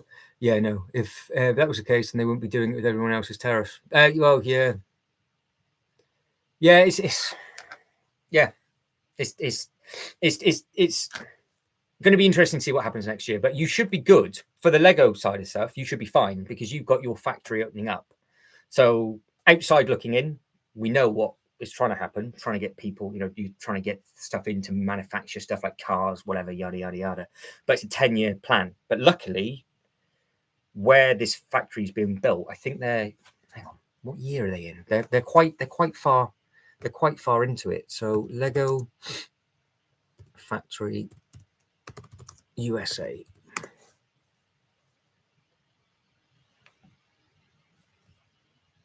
Right, so what it reads is the factory is in the USA. It's located in Chesterfield, Virginia. It is part of, and this is the amazing. I mean, listen to this. It's part of a 1.5 billion investment. The facility will be 1.7 million square foot. Precision production site set to open in 2027. It will create 1,700 jobs. The factory utilizes solar energy, and it's designed to be a carbon neutral, aiming to reduce. So yeah, you got your new. So they're aiming by 2032 to cut emissions by 32%. So that will help. But yeah, so since 2020, Lego had to put. They actually came out with a price increase statement. And what that statement was to do with was if I remember rightly, was the original manufacturing costs, because you're having the problem now. So you're like 5 years behind. So say 2020, 2021, our fuel prices, electric prices and everything just went like, so our fuel is priced differently. Obviously, you go by the gallon, we go by litre, all that kind of stuff. So at the moment, at the pump, it's like £1.40 or something like that. £1.50 if it's diesel or fuel. Actually, you call it gas.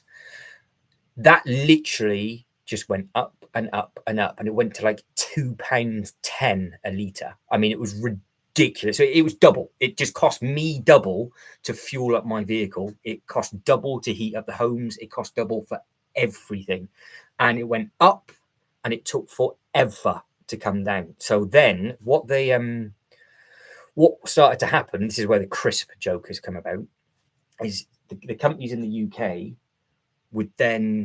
they started to shrink stuff and keep it the same price, or they just put the stuff up. So what they originally said was the cost of the lorries was so much to fill up, and this isn't Lego, this is across the board. The cost of the fuel was so expensive to get to people's houses that we, as a consumer, had to basically cover it. But it was happening to everybody. But the businesses were bleeding money. As the fuel came down at the pump, the gas and electric went up. So then they all turned around and said, well, it's now costing us too much to run our plants and all that kind of stuff. So then that's how. So like this, for example, this thing here is now £2, whereas pre-COVID it was £1. So this is doubled in price in the last 5 years, but it's still the same size. It's a 900 ml. It's a 900 ml bottle. Whereas if you go by weight of things, and you're gonna be experiencing this now, because of your import stuff.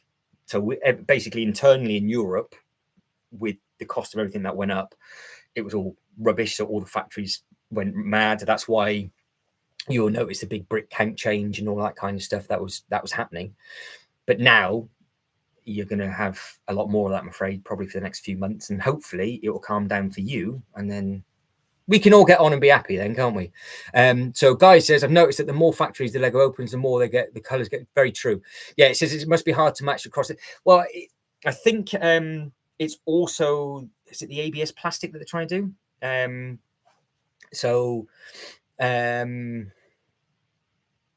They're using, so let me get it up. I'm not, like I said, I don't work for the Lego whatsoever. I know a little bit of history about it, about bits and pieces, and some of it will be wrong. But the treehouse, if we get the treehouse up, and I type this treehouse in onto the Lego website every single time, and it comes up last, even though it's the only set that is called the treehouse. So it gives me all of the Harry Potter stuff. I know I'm not sharing it with you yet.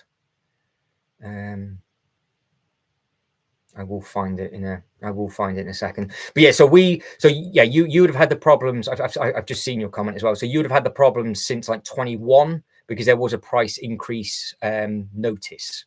So if Trickle Bricks is about Trickle Bricks, can you remember? If I remember rightly, a modular in the UK was £149.99, and then they came out and said, due to rising costs of manufacturing purposes, we are putting a price increase on. And I think this was, what set was this? Was when the Hotel Boutique was out, because then they gave everybody like 6 weeks notice, if I remember rightly. I'm going to find that statement because it's bugging me. And then it went up to £199.99, and then everything went up. So everything across the board, they just did a full price increase on everything. And then they've had to do another increase. So it's again the same thing with Hasbro. They've had to go up, and they've had to go up again, because if I remember rightly, there was the problem with fuel, then it was gas and electric, and then if you remember, but there was a boat for Hasbro. That got caught. That got caught in the canal, and it had all the shipping containers on. So that knocked everything off because they couldn't get stuff in from other factories. So yeah, you would have noticed probably since end of 21. Is it 22? Because Trickle Brick says it's the assembly square that sticks with him. Because that went, yeah, because that was what was the original? Let's have a look. What was the original price of that? I will get round to what I was saying about the other thing. So let's have a look. So original price of the assembly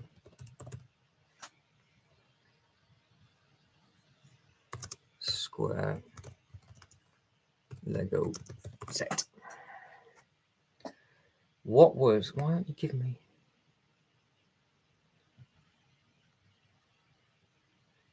So it says that the original price of the assembly square when it came out was $299.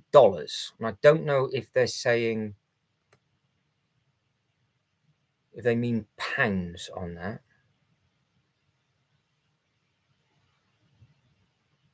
So what is it now?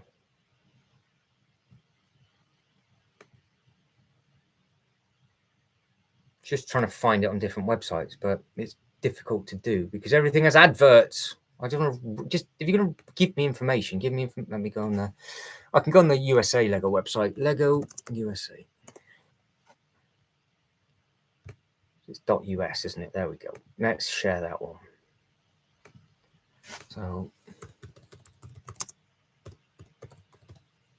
That had a price increase of, so that finished at $240 on the Lego website. So I think it was $199 when it first came out. I think. Because so Triggerbrick says it was £179, and then that went up massively. So yeah, it was only after we only started to get stung after COVID. So John says gas prices went up years ago and not passed on to the US. Everything had a fuel recovery fee added on, and that's been on the last 15 years, not 4.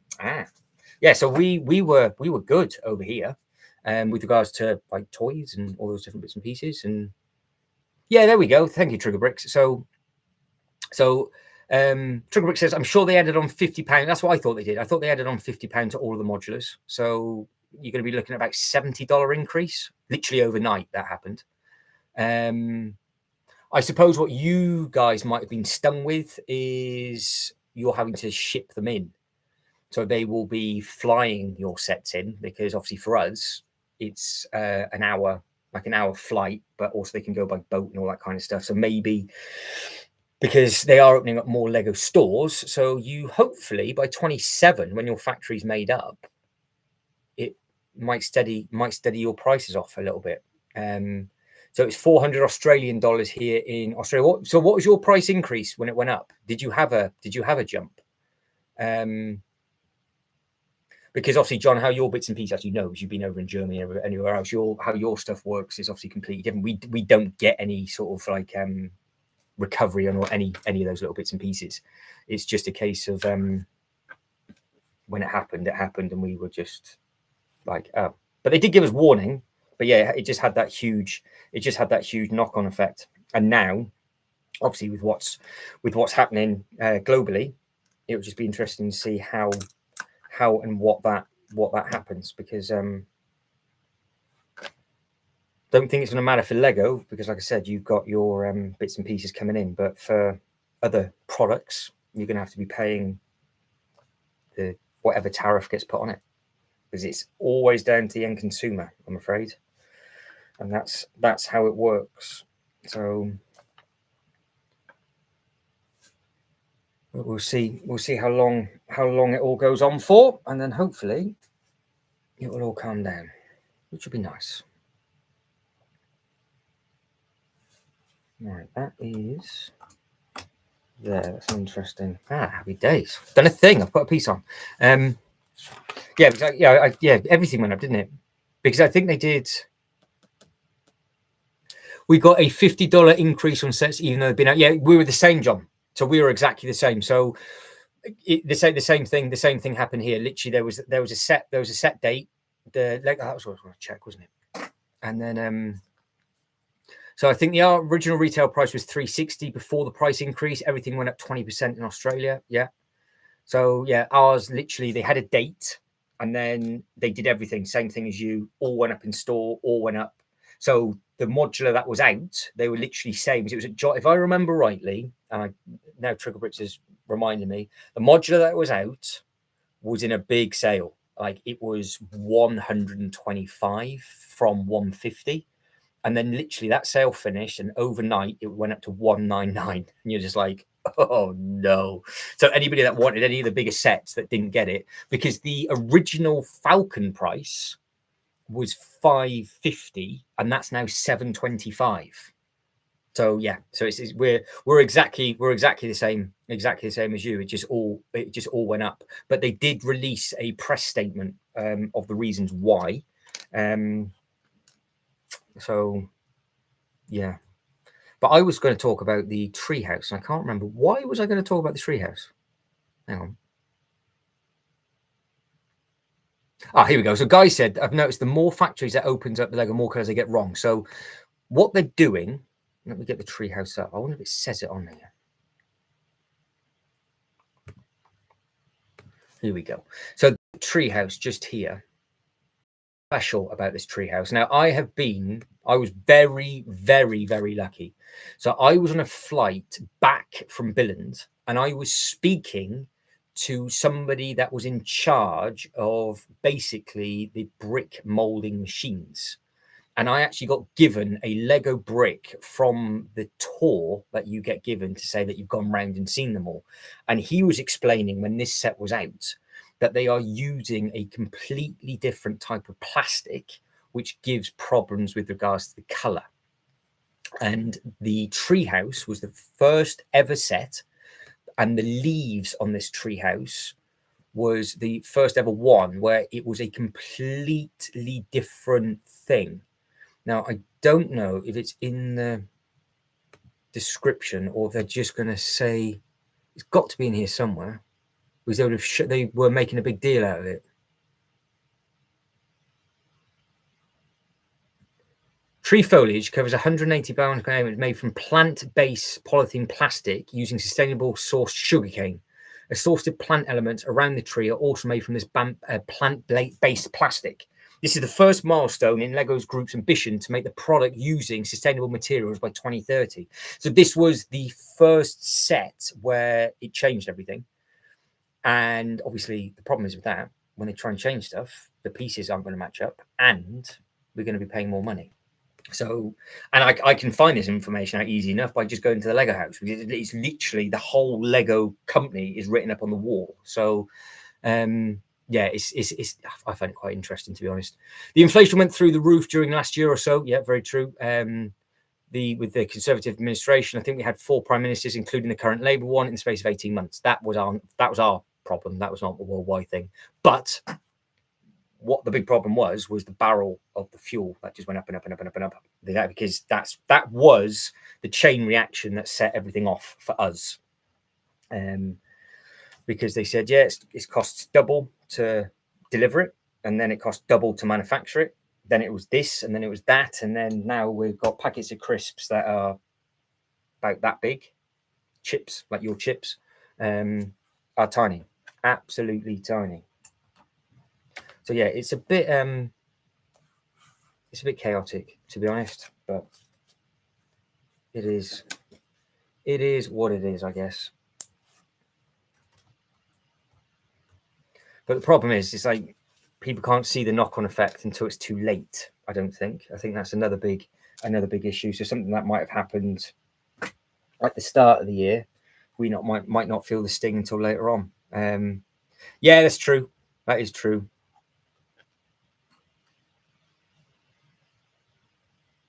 Yeah. So no, I was talking about the color, the piece of the color. That was for Guy, that one. So those you're going to be the first sustainable thing. Well, they can't use the price of getting it into the country anymore. That's one good thing, because at least you've got your own factory, and that's exactly what the whole tariff thing's trying to do, isn't it? Trying to get people in, create the jobs, and then you don't have to pay the tariffs on anything. So the fact that it's going to tick those boxes at the very minimum, hopefully will be helpful. But everything is just getting expensive. It's just rough. So yeah, we shafted ourselves in the foot with regards to just having chaotic leadership for a while, and yeah, now it's having knock-on effects. But the problem is, I guess with bits and pieces, it's who's going to be dealing with who and how you get bits and pieces. And I just hope that there's not going to be more and more knock-off bits sort of appearing, because they've kind of got rid of all of those at the moment. So hopefully that will be a thing that will just carry on. But at the same time, they've got other companies that they are going against, so they're going to have to be careful, because it's not, obviously, Lego Group themselves aren't just a solo thing. But we can only hope it comes down in price ever so slightly. But I have seen that there's been another price increase for the Hasbro 6-7 inch figures that they do. So if you think what they've gone up by a lot of money in a short period of time. They really have. Right, I've got to be honest. I think that is the slowest bag in history. I've done 2 bags in nearly 2 hours. So we will carry on. We will what with half 5. So we'll keep going for another hour, and then we'll pack it. We'll pack it in. So I will put those spare pieces down here. I don't trust 1 or 2 of those spare pieces, but we have the spare pieces there, and I've got bag 9 now. So that's not the end of the world. Not another one. Not another one. Not another one. What, another bag? I can do another bag, or I won't do another bag. Yeah, possibly. Yeah, it's business, isn't it? It'll be. Well, actually, what it might be. And if anybody is listening from the Lego group, I'm not trying to give you ideas, but what's happened over here, and I would imagine it's going to have a knock-on. Well, nothing. What's happening here is going to have a knock-on effect with you, but it more than likely is going to have the same sort of chain reaction.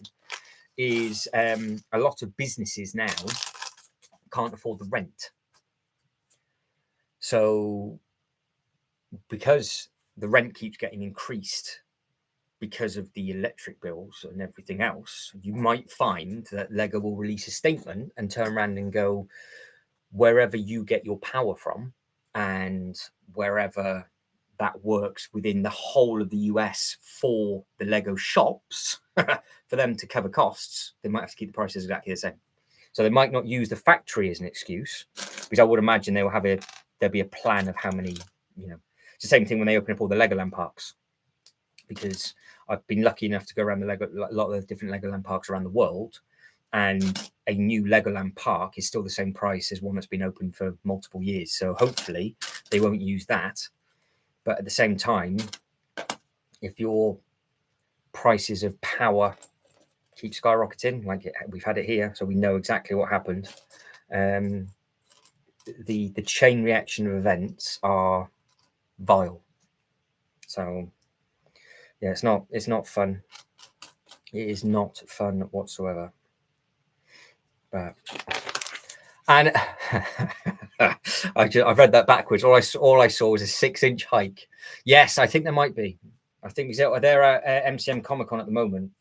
I'm sure I've seen something. I think Mattel's gone up by £1 for the wrestling. I think I've seen something stupid. I could be wrong, but I thought they might have gone up, because they went up and up and up again, because they were just saying it was the manufacturing cost. It was manufacturing cost, and it was the shipping cost. And obviously, this is an American company coming to us, so it's vice versa. Yeah, probably they'll be like, because of the US, even though we've got a factory here, we'll still blame you. Yeah, more than likely. Somebody's got to shed the blame. You got to get blamed for something. So, yes. So John says Lego will blame the tariffs the UK places for the US on coming. Yeah, pretty much.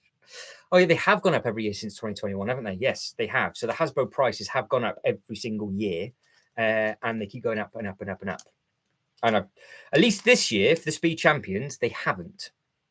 So that's one positive thing from the Lego side of stuff. They have stayed the same price, which is good. We have got Bugs from the Ark. Hi. Hello to you, Noah. How are we? Welcome, welcome, and welcome. We are talking about all sorts of different bits and pieces. All sorts of stuff. But yeah, well, again, what they could blame it on could be, I mean, there's a list now, isn't there? Them having to spend. Actually, no, your truck companies are built internally, aren't they?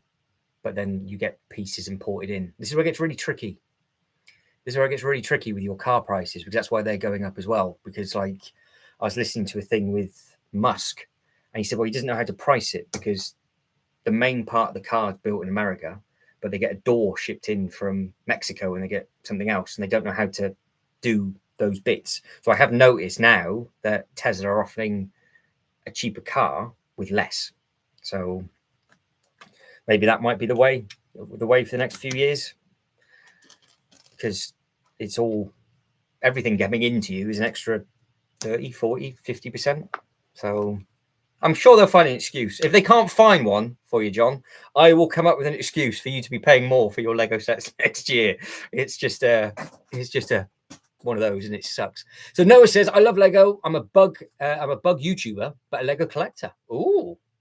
Oh, that's an interesting one. So with regards to being a bug YouTuber, what do? Do you go out and take photos or film different bits and pieces? And we are having a conversation. What is your favorite set of this year? Have you built anything exciting this year?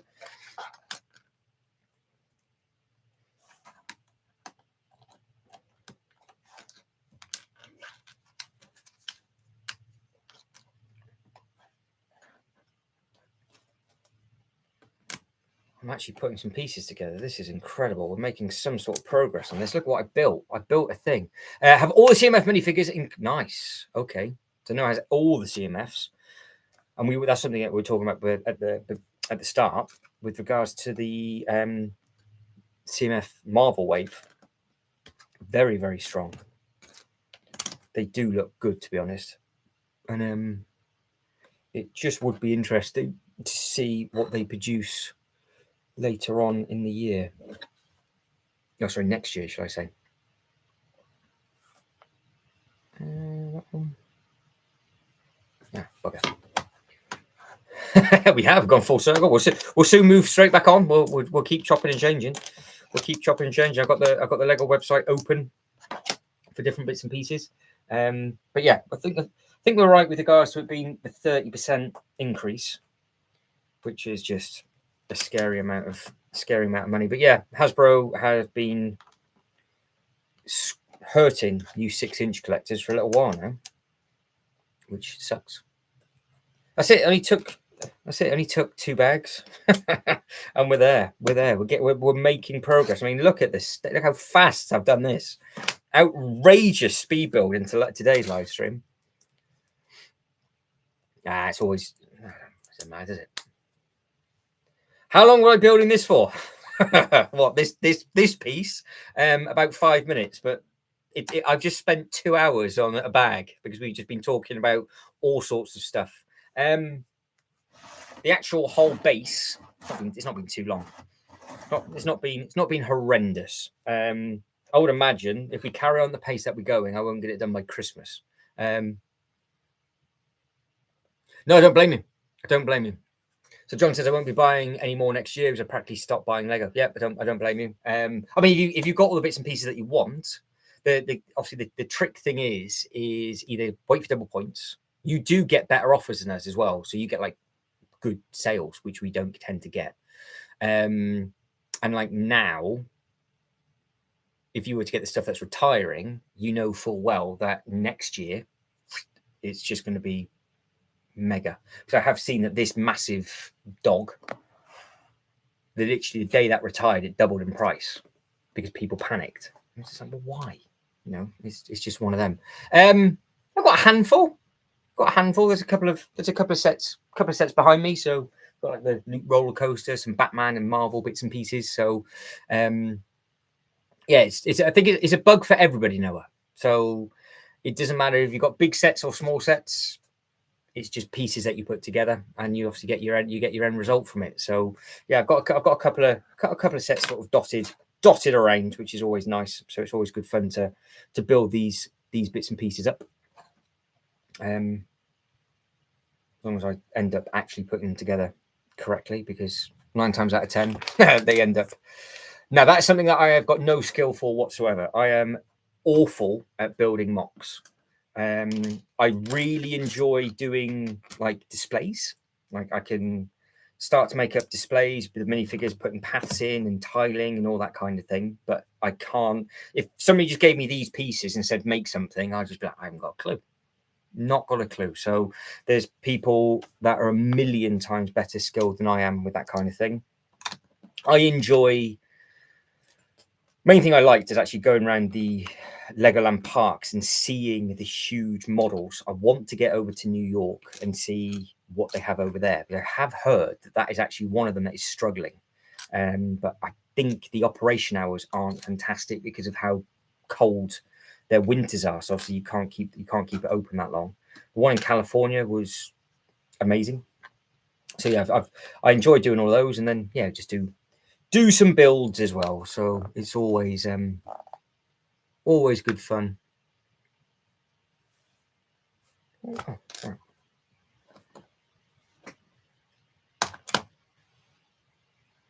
So where are we? What's your favorite set that you own? Yes, I will show you the go. I've got the. So over there, we've got some more bits and pieces on that table. So there's 4 tables there. There's another table here. There's another table over there. Another table, another table, another table, another table, and then we've got, say, what I'm sat on be another equivalent, like another 4 tables. So it's spread out. But I like all the theme park bits and pieces. I think they're really smart. So Noah says, I literally got a Lego haul yesterday. Happy day. So what did you get in your haul? John says, I've got a giant collection, at least 100 sets in the backlog. No wonder you don't need to get anything next year, John. You're living the dream with that. And well, the giveaways you could literally sell and then just reinvest the money into sets next year, because you're gonna, the giveaways, obviously, if you think of it, that they don't cost you anything, but you get your points. I'm assuming you get it from the Lego store. So you know how the points work. I can also buy modulars from Pantsy and Fun Hole. Of course, yes, because the fun hole is the orange logo with the black writing on. They've got some really nice bits and pieces out and about. So yeah, so you got a good sort of mix of different bits and pieces that you can get on that. But yeah, with your giveaways, if you sold the giveaways and what they actually sell for, would probably cover any price increase percentage anyway. So the fact, I think you'd be all right. Hopefully next for a while anyway. I would imagine. That is interesting.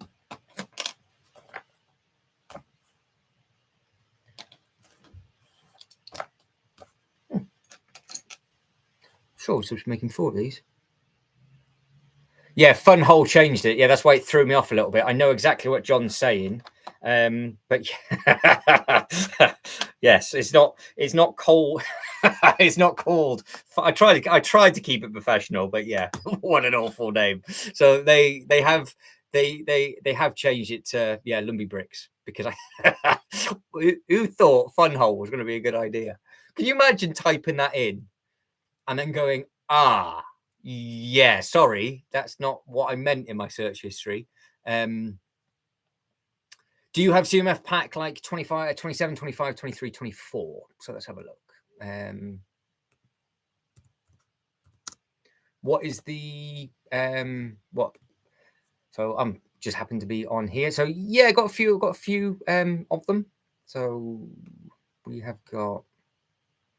back over to the American website. Just happened. So this is 24. So you've got the nice ones here from the farmers market. You've also got the castle ones.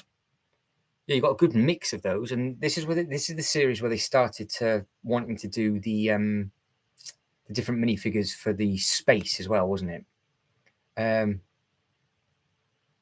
Yeah, most of this stuff is still listed as Fun Hole. I know. It makes me chuckle. What a name. What a name for a construction company. But the amazing thing is that they do amazing lighting kits. So it makes sense, actually, that they are called that now. So, yeah, the referee's good. The referee looks nice. 20, what do we want? 23.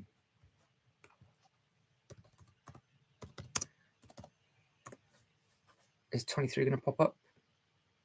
So these, I have all of these. And this is a difference. This is quite interesting, actually. This is a difference that you Americans get, because you get them in packs of 6. We can't buy them in packs of 6. I know it's Lucky Dip what's inside it, but we've never ever been able to do this. And your minifigure factory was up a long time before ours was in the UK. So yeah, there is some nice minifigures, really nice minifigures available. Question for my favorite.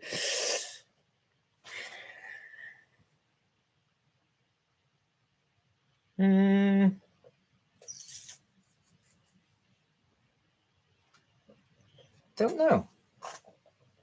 What some of the older Lego Ideas sets? Like I've got obviously stuff, as you know, that wraps around all underneath here as well. Yeah, that is a problem. You might get 6 of the same, so it's always. But this was at a time where you could sort the packs out. Now it doesn't matter, does it? It was flipping boxes that you've got to scan. Lord of the Rings stuff underneath looks nice. I have got the Stranger Things Upside Down house, which was a slept-on set. I don't know why people didn't pick that one up. I'm just looking at sets just to be a little bit different. Like I quite like different bits. I've got everything I buy reminds me of something as well. So there'll be a place where I was or what I did and what I wanted to do, and I can link stuff to it. I've got the Ghostbuster Firehouse. I remember driving to get that, and I thought that was a really nice thing. I do like the Apocalypseburg with the Statue of Liberty. I think that's really nice from the Lego movie, and I have a good sort of like story behind that one as well. So, yeah, there's all couple of bits and pieces.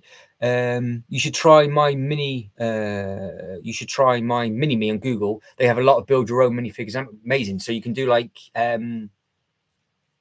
Are they like Lego parts and they just do the custom on the torso, or are they and are they sort of just random custom print? Yeah, that's the problem. You couldn't fill the box of 6. Obviously, you could fiddle with the packs, but if you for your box of 6, then no, you would just be screwed. Best place to ever get any minifigure you ever wanted was in a Legoland park, because they had literally by the counter. Every till was like 2 brand new boxes, and there was probably like 50 tills across the park. So if you wanted to go in there, yep, thanks very much, off you go. But now they are QR codes and just rubbish. So, oh, I was just going to pop it up, but you've already got them. So yeah, the Upside Down house is really nice. Upside Down. And I think maybe it's actually going to go. So the Upside Down house, when it came out in the UK, was $179.99, and it got Toy of the Year winner in 2020. What price has that gone up to now, Trickle Bricks? Has it doubled yet? Because we're now 5 years on. So has that gone up or not? How bad has this set gone up, shall we say? You can choose any head, torso. Oh, amazing! So you can literally just build up your own. You can build up your own minifigures and just plonk on. That's to be honest, I will check that out, because I quite like the ability to do that. It's always a nice thing to be able to do, and it's always nice to have. So we've got the option of doing that, but we can't do it on the Lego website. So yeah, people buy a case, you get 3 full sets, which is what I know a lot of people do. And Noah's got a good idea about going and getting, rather than obviously building the bits and pieces on the actual main Lego website, you can use sort of third parties and get. And I suppose that way you're not actually limited to what it is that you want to do. So if you want to carry on with a team of bits and pieces and it's a minifigure that's not yet come out, then you have got the option of doing. You got the option of doing that as well. But yeah, it's. Some reviews said it was a nightmare to put together, the 2 floors and the trees. I have pieces all over my floor. I'm looking at it right now, built, and the roof just wants to fall off all the time. Minifigures are great, but the roof is a right pain. Trickle Bricks does the same, buys a case. So I think John and Trickle Bricks are on the same. They buy cases of those. And I know I like your idea, Noah. That's not a bad idea at all, doing that, especially if it saves a little bit of money. Do you have like a favorite theme that you like to go for, or do you just get whatever you like at the time? I might physically start to dribble. I don't know if I've done that yet on this channel. I don't understand. That has to be the wrong way around. You must have to do it like that. There's no other way of doing it. That's really, really weird that they've done it like that, because you've just got them on one of each. Fair enough. That took me ages. Right, so let's go up. So Noah says, do you have the Avengers Tower?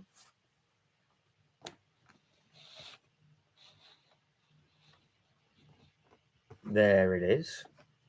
And then I'll let you have a look-see at that one. Tubes Upside Down set in Australia is between 550 to 780. That's just going to go up in money when the new series comes out, and Lego release another Stranger Things set at the start of the year. It's tall, very, very tall. Not there's one room that's wasted. The whole side panel. I don't know if you've seen it. So the whole side panel of this comes off.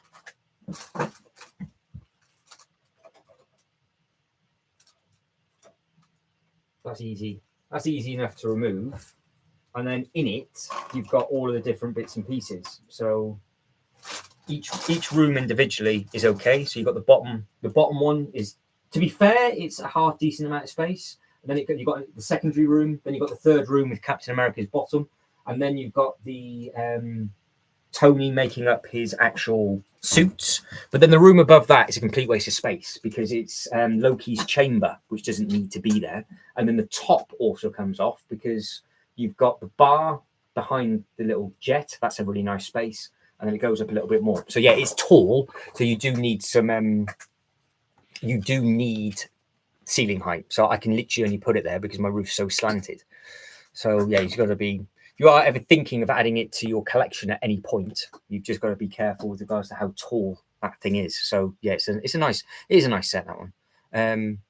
Yeah, I think it's some of the sets are just nice to look at for display. Like this, I think is underrated. The Joker Manor from the Lego Batman movie, super colourful. Yeah, there's some interesting bits. So like from the Marvel DC stuff, there's some nice stuff. The Jurassic Park gates were nice. I've got the big T-Rex, like huge long T-Rex. I thought that was great value for money. In fact, that's up there for builds of the year actually. That T-Rex was amazing. Yeah, so there's some different bits and pieces in here. Well, so for the Avengers Tower, I would imagine it probably took me, like, it was non-stop. Actually, was it non-stop? I can't remember if I did that one in non-stop or not. I would imagine that would be anywhere to sort of like 8 to 12 hours if you were to do that solidly. Because the windows are very repetitive, but you get into a quick rhythm, so you can sort of just like plonk it up and do it quite quickly. Yeah, so you understand, John. It's really, so I obviously we did the Death Star live. We finished it last week, and it just happens to be that the curve of the Death Star is exactly the same curve as the roof, and it just happens to fit on that shelf. It's like there's no other set that fits in here. So with regards to like how vile this is, look, you can see just how steep the actual roof is. And yeah, it's tough. It's tough to get those bits and pieces in. The Joker Manor is outrageous. It is such a good set. Such a good set. So yeah, we're in the attic. So we've got like our upstairs is a flat ceilings, and then our attic is like an A-frame roof. But no, that Joker Manor can be displayed either way because the back of it is obviously each individual room is just. Have you seen it built, everybody? Have you seen that room built before? So up here, it was when I think I was doing a review and it was 32 degrees up here, and currently I think it's like 8. So yeah, it's fresh now, but it was hot in the summer. So Noah says the biggest set I have is the Indiana Jones plane. That is a fantastic set. So I did actually pick that one up because I used that set a lot for my reviews for size comparison. I think the plane is actually a perfect size for an airport. So have fun with that because those two sets are, as a pair, are brilliant. The set that I wanted I picked up that set to go with the set that got discontinued. Well, I say discontinued, it never got released. So, which is a real shame. So, if you're a fan of the Indiana Jones thing, there's a bit later on in the film that they work where they're on the mine track and they're shooting around the mine and all that kind of stuff. They've done that in the past, and they were supposed to redo that one, and it never came out, and then it killed the line. So that was a real shame, because I thought, oh, we're going to get quite a lot of Indiana Jones stuff now, and there was such backlash. Same thing with Hasbro as well. It happened with Hasbro that they just decided to go, no, we're not going to do it, and Hasbro didn't release the figures, and Lego didn't release a set.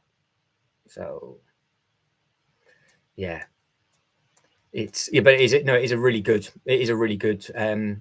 set, that one. So yeah, enjoy the Indiana Jones one. I've got the Tower and Bugle sitting on a small bookshelf. Nice. Yeah, I think they look really good side by side.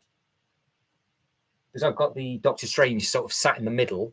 So yeah, I think they work. I think they work side by side. I think they work really well. But yeah, with regards to that Joker Manor that Trickle Bricks was saying, if you want to see the other side of that Trickle Bricks, I can literally flip that around, because it's got a working track all the way around the outside with the coaster. Obviously, you've got punching bag, gloves, everything works on it. And obviously, if they just made that as the manor, you could just easily have that as your bit for Batman. So that's for value for money. When this set came out, unbelievable with regards to the detail that's in it. It really is good. One more like for 10. Yes, we're getting there. We're climbing up the likes. This is good. So people, because somebody else could just like the video, we watch somebody else will unlike it now, so it doesn't hit double digits. So we've got the same amount of likes as what's in the poll. I know this is our third poll, so we've cheated ever so slightly. It takes forever for people to like the videos. It's like, oh please, YouTube loves it when people like the video. Yay! Thank you, Noah. Noah liked, so he is on the liked list. I don't have the Titanic, but I do believe Trickle Bricks has the Titanic. Where do you display your Titanic? That thing's massive, the Titanic. Yeah, I think it's a beautiful looking thing, but I can't say it without smiling, but I can't really add the Titanic into my theme park display, and the Titanic being part of a ride, because I think it'd just be a bit disrespectful. So I won't, because it's just wrong. So I can't get it. I really liked it. It was going to go up on the top shelf, and I thought that would look really nice. And then never. It just didn't happen. It just did not happen. Oh, so you still got your sealed? Yeah, so we've got John and Trickle Bricks sort of getting a good back catalogue together. Nothing wrong in that at all, because when there is a rainy day and it's cold and horrible, and you just want to open up a set, both of you are going to be spoiled for choice. Oh, so John's on the second floor, so he's nice and toasty, and I'm up here, and I can't actually feel my nose now. That's how fresh it is. It's on the second floor. Old houses were like that. They called them 1.5 stories. yeah. Okay. Yeah. It's just because it's unusual, actually, I guess, to have. Yeah, this is just up in the loft, so I've got a ladder to climb up in here. And if I'm talking to myself on the camera, putting the videos together, I'll take a step back. I end up nearly falling through the loft hatch, which is all horrible. Noah says we almost got it at the Lego shop. So interested.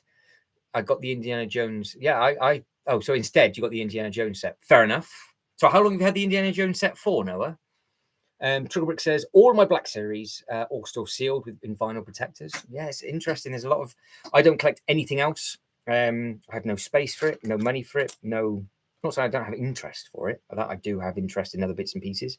I did think one time of turning this whole space into a Skeletrix track and just have like all different tracks going different ways and all that kind of stuff. And I thought the noise up here would just be outrageous. And then I was thinking to myself, oh, I wouldn't mind like a little Micro Machines collection. So I wonder what they're like. And I was like, no. So I was like, no, okay. So that just didn't happen. But so Noah says 8-9 years. Nice. Oh, have you got the is it the older Indiana Jones plane you've got then? Oh, okay. That's I'll get that up on the Lego website and see if I can find it, because I've got the smaller, newer one. But if you've had that for that amount of time, I think that you must have one of the original ones, which is great. So John's sitting on the first floor, but the bedrooms are upstairs. Yeah. But you don't class, because you guys don't class the ground floor like the down, because we call it downstairs, upstairs, where you call it first floor, second floor, don't you? Because I remember being in a lift with somebody and they didn't get it being sort of ground floor because it was on the ground, and then it was level 1, 2, 3, 4. So they hit the wrong level and they wanted to be one above it. And I didn't know that until I spoke to him in the lift. I have absolutely no space, hence why everything is still boxed. I'm building my Ninjago stuff only at the moment, and some of this has to go into Ziploc bags and in boxes. Oh, it's nice to... I know some people that build bits and pieces, then obviously they just end up plonking it all back away. Like I am now, next year especially, just going to be getting sets that will add to this, and that's why I think I'm going to be repairing a lot of bits and pieces. And if I carry on repairing them at the pace I'm building this, I've got content for the rest of the year, so it's all right. Yeah, ground floor is the first floor. Yeah. So that's it. We call it ground floor. Yours is the first floor. Yeah, so it threw the person in the lift so much. So like, well, I want to be lower down. I need to go to the car park. I was on the ground level. It's not the first floor. So, but do you call yours basement, first floor, second floor? So you don't have like a basement level and then the ground level and then your first, because we've got like our ground level, then first, second. I can't show you the plane because I have, annoyingly, I can show you it, but I can't show you it in person. So hang on, let me get it up. So I will just have a Indiana Jones. So the Indiana Jones stuff, this is the one that I've got. So let's have a look and see if this is the one that Noah's talking about as well. Bear with me.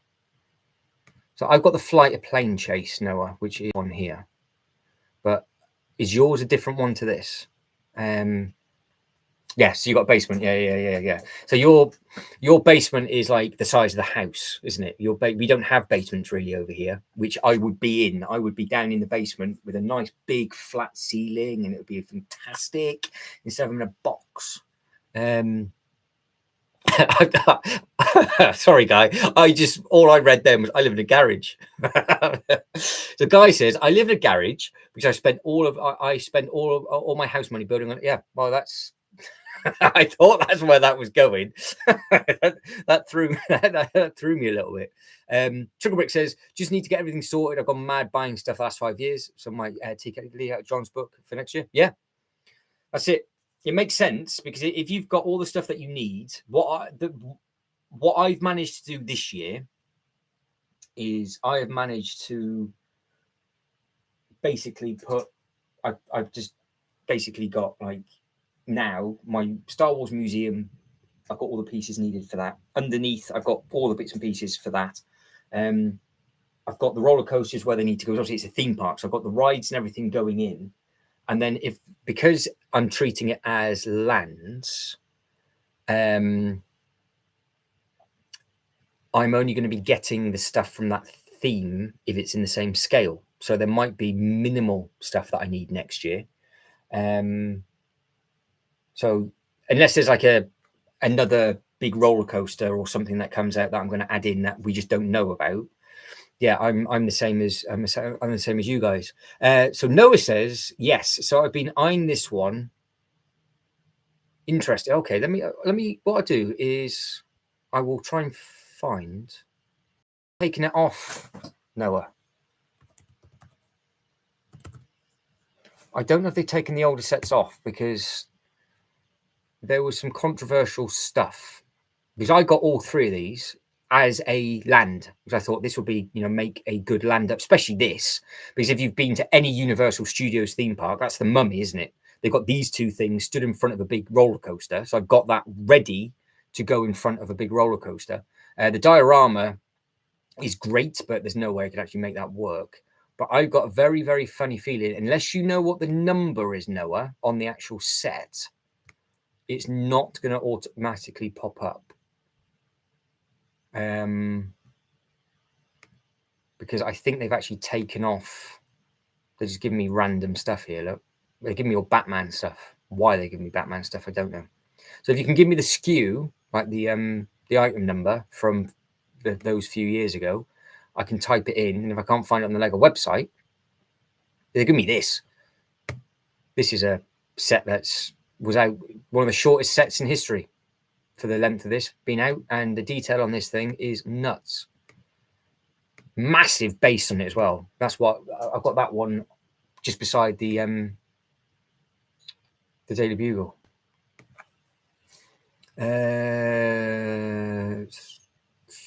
It's a big garage, at least. So guy said it's a big garage. Fair enough. That's all right then. I just imagine you with like a car, like a single car garage. So at least you've got a bit of space to sort of roll around and do bits and pieces. Don't think trickle winner 2021. I brought everything. Yeah, makes sense. Yeah. So if you bought all the bits and pieces that you wanted to get, things you got to think of it at some point. And this is what I said to Jay as well, because what Jay's done is that he's buying everything from themes that he likes, and then he's got a lot of them boxed. He's in the process of setting up his own city, and then there will be a time when there's going to be nothing that he really needs to get, and he can just open the stuff that he's got, and then obviously he can carry on, and then just building those bits and pieces up gradually. Don't worry, no, don't panic. Not a problem. If you can't find it, I'll do my best to find it online for you. So it's not a problem. Tricklebrick says, is next year an amusement ride year? Don't they release one every 2 years? I do believe it is, because this thing retired last year, and I've got the red coaster, I've got the loop coaster, I've got the carousel, which I'm going to do as a derelict carousel with the haunted house, because obviously the haunted house is an amusement set as well, which is over there. And the only one that I'm missing is the larger Ferris wheel. So if one of those comes out, then obviously that'll be priority for me. But unless, and I think potentially John might agree, if all of a sudden there's another building that comes out maybe next year that goes with the Avengers Tower and the Daily Bugle, that might be added to the collection for that reason. But all of the smaller Lego City stuff under that range, no, because genuinely thought we're going to get an Obs Corp this year, so potentially that might be one that John might have picked up, because it would have been a big tall building, but we've got it in the play scale format, and we got Arkham instead, didn't we? So yeah, it's yeah, we'll just have to wait and see. It's just one of those. I think you just have to wait with bits and pieces. So Noah's on the hunt. Tricklebrick says, I was terrible, John. Nearly caused a breakup with my partner. She had a quiet word. I bet it was a quiet word and an ear pull, and definitely reined it in this year. Got to be done. Got to be done. Lego helped me decide I didn't need to keep buying this. That's very true. And like you said, you've got other bits and pieces, that other lines that you can get, and obviously with it being construction sets and things. You're lucky, because you got Mattel your way, and obviously Mattel Brick Shops just recently opened up. So I don't know again what price to part ratio like that is for you. At the moment, they're just doing cars, but that could be big competition moving forward. However, Mattel did just lose the license to Pokemon, and Lego's now got that. So yeah, I'm not too sure if they're just going to be doing like Hot Wheel stuff, or what way they're going to be, and what way they're going to be going. So yeah, it's always an interesting sort of concept with that kind of thing. But yeah, if you've got all the sets that you need for now, and you can just ride the wave of the prices going up, hope they'll calm down and come back down. I think we will know when, like I said, when this new Ninjago set comes out next year, bearing in mind it is the 15th anniversary, and if it's going to be a big one, we will know where we're going. Because if that is nowhere near this level for price, then we're still going to be a year or two off, which would suck.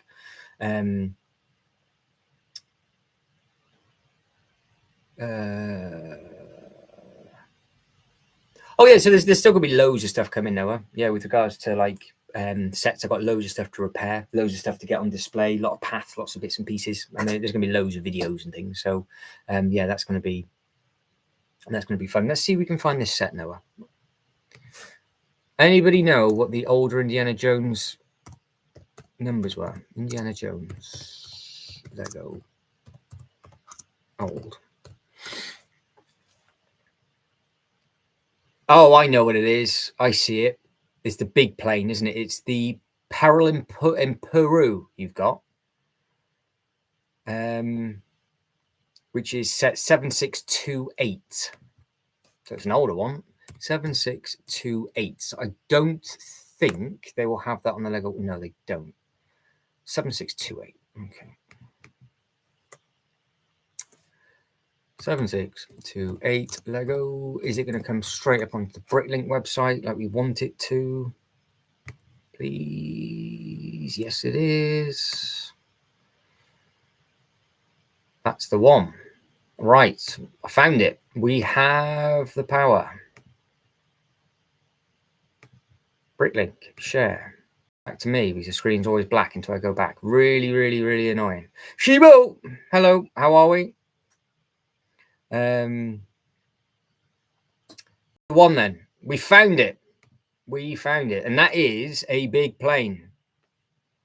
And that does come with, well, if you think about it, a lot more minifigures than the plane that I got. So, and there's some really nice sets on this Indiana Jones wave as well. So yeah, you've got some good ones. Yeah, Temple of the Golden Idol. I've just seen that. That was the one. That was the new one that's supposed to have come. Of them got redone, and it got chopped, didn't it? Because of all the problems. We'll just say problems. If you know, you know. If you don't, well, problems. Yeah. So John says he's got about 15 Harry Potter castle sets, including the built one used for parts that I plan on doing. Oh, wow. Well, there we go then. You definitely don't want to be buying anything. If you can just do your own mocks next year, you'll be laughing. I mean, you might be able to pick up some secondhand bits with regards to pieces and stuff, but yeah, you'd be living the dream there. So Noah says, I love the Indiana Jones torso prints here. Yeah, they've got some really, really nice.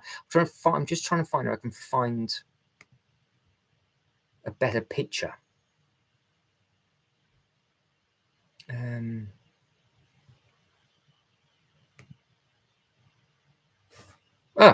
There we go. So if in doubt, I said this all the time. If in doubt, go into the Lego website for the instruction booklets, and it will be there. So they still have, even though it had been a thing at the time, they have this website.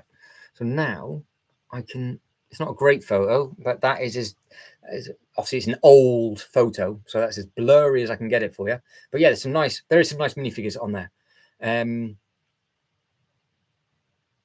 Yeah, so the older Indiana Jones sets were slept on. So they kind of did a thing with Indiana Jones, and they did their adventure stuff first. So if you've not seen the adventure stuff, that's just as criminally good. And the Lego adventure stuff is the stuff that they got at their theme park. And what I can't quite understand is they do the pirate, the castle, and the adventure as the three main attractions at every single Legoland park around the world. But yet it's sets that they don't actually make anymore. I never understood that going around all these different Lego parks around the world. I was always like, why just the adventure stuff was so good, and obviously it was basically a knockoff. Johnny Thunder was a knockoff Indiana Jones. We all know that. But I don't even know. I don't think they'll be on here. They're going to be they'll be really hard to find because they're not on. They're from '97, so I can't find. Because like Rock Raiders from '97 was a really good thing. Lasted a year. That was very, very different. The rescue stuff was also really good from '97, '98. This was just at the time before they kind of lost their way. Because what happened is they nearly, obviously, if you didn't know, they nearly went bankrupt. They're making too much stuff, making too many games, too many elements, yada, yada, yada. I think they were losing like 1 million, 100,000 or 1 million a day or something ridiculous. And then the new guy came in, stepped in, save the whole company. But to do that, they had to sell the Lego parks to Merlin. They had to do a lot of stuff and sort of redo themselves. And one of the things that saved them was, funny enough, is the stuff that is now really expensive, which is the Star Wars stuff. The Crystal Skull set, I remember my son had a graveyard set from the film with the native minifigures. Is that Indiana Jones? Do you know what the... I don't know. How can I do this? Name or number? Will they Indiana?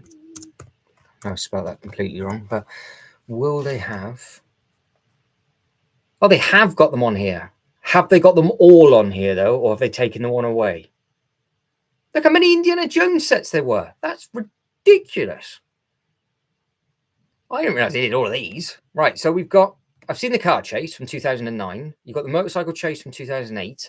The newer one from 23. The other one from 23. The jungle cutter. I've never seen that before. So that's look at that. That's a vicious looking thing. So yeah, this was at the time that they were a little bit risky because obviously you got the Temple Escape. You got the temple. There it is. The Temple Crystal of Temple Crystal Skull.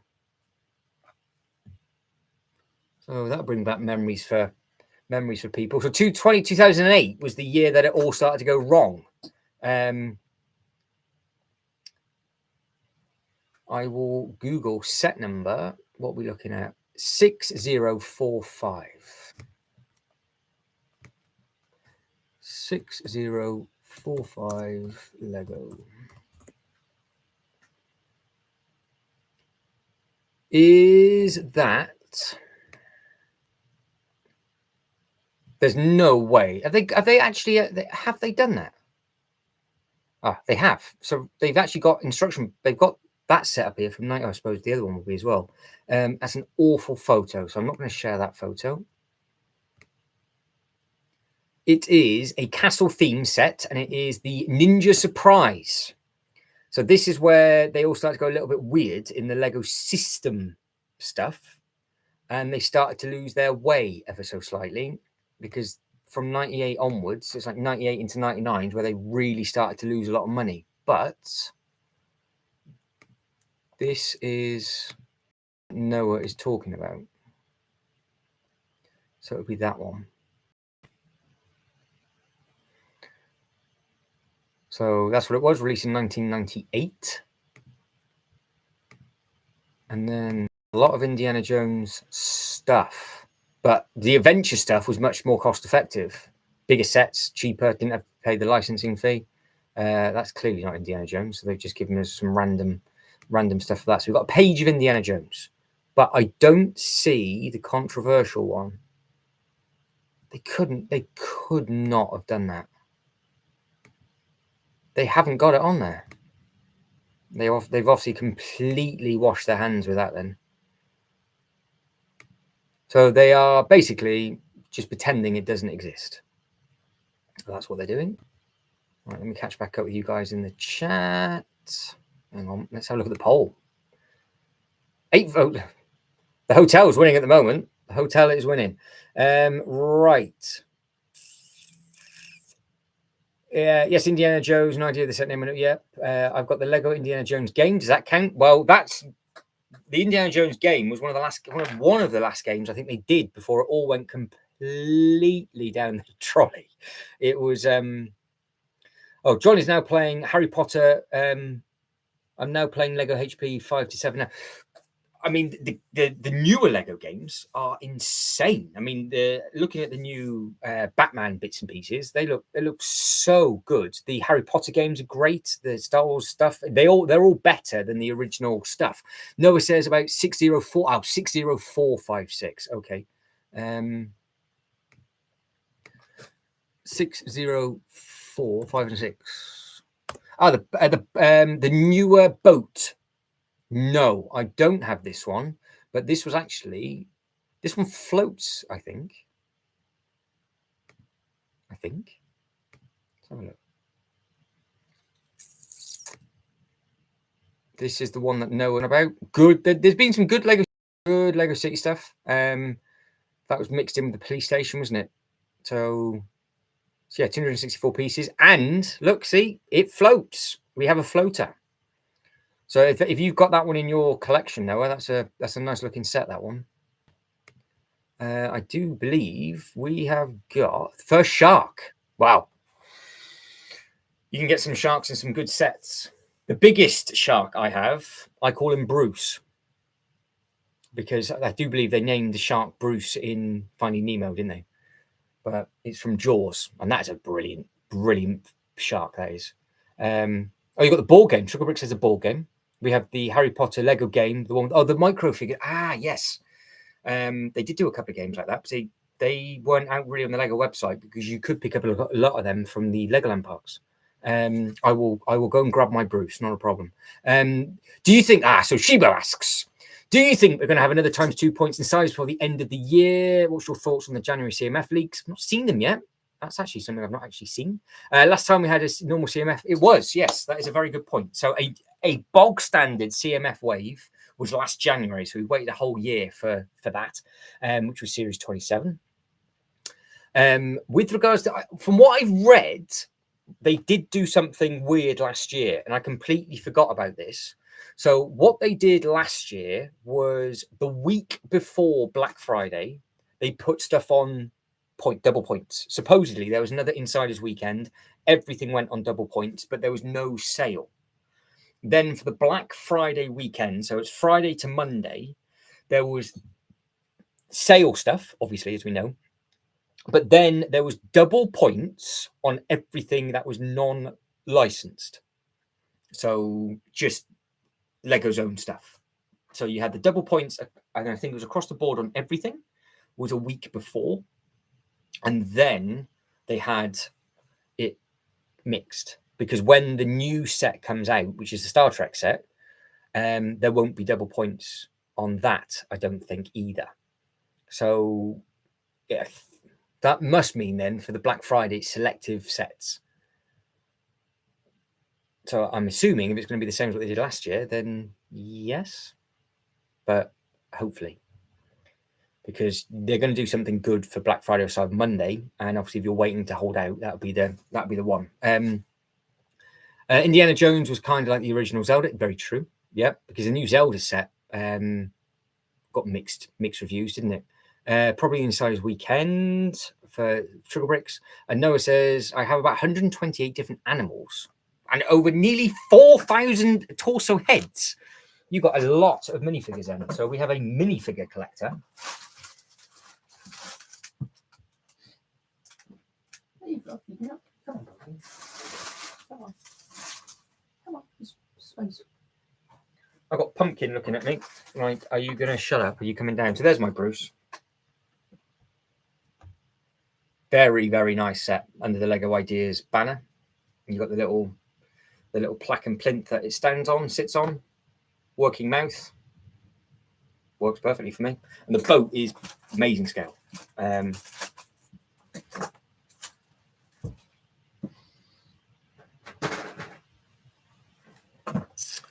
Yeah, your Black Friday stuff compared to here is night and day. Over this way, it's not as strong. But from the Lego perspective, the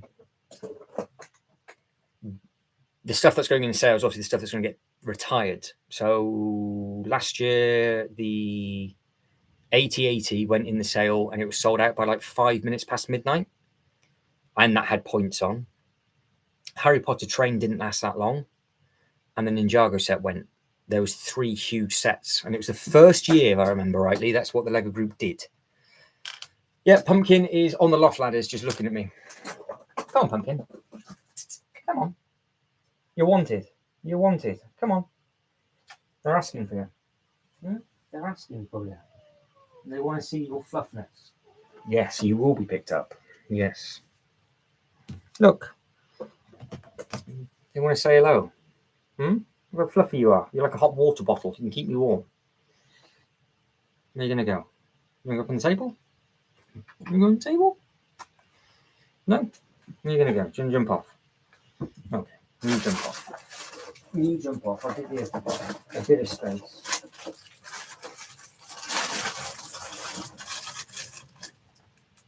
Look of disgust that was. Look of disgust.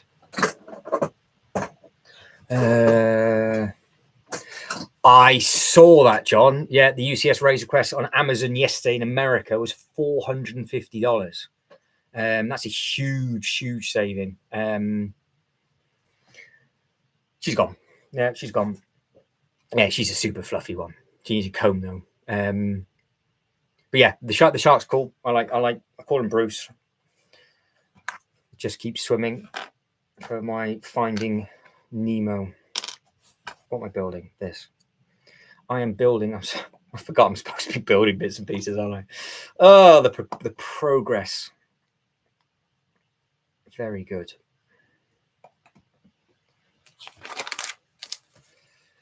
I've turned a page. There we go. I have done a thing. I have turned a page.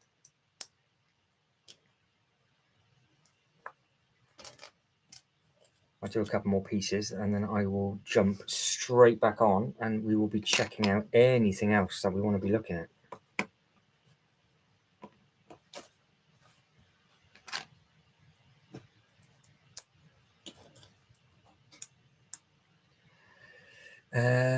All the big sales are going to start soon. Usually, yeah. See that is it. They So I don't know if you were in Germany at the time or well, obviously where anybody was around the world, but obviously Black Friday was a big American thing, and then the UK tried to copy it. Didn't really go too well with regards to there was just certain stores that were getting carried away with people kind of like rushing in. So now they do literally they give you Black Friday deals like 2 weeks before and they carry on like running a week after as well. So now you just don't have the stampedes of stuff. But for us in the UK, John Lewis is the one, because if I remember rightly, the Razor Quest last year from John Lewis had 25% off, I think. Oh, hang on. I've just read Trickle Bricks. We have an offer on it at the moment in John Lewis. I think it's 20%. Oh, no. Really? Oh, why? I'm going to need to hide my wallet. Germany was 40 years ago. Fair enough.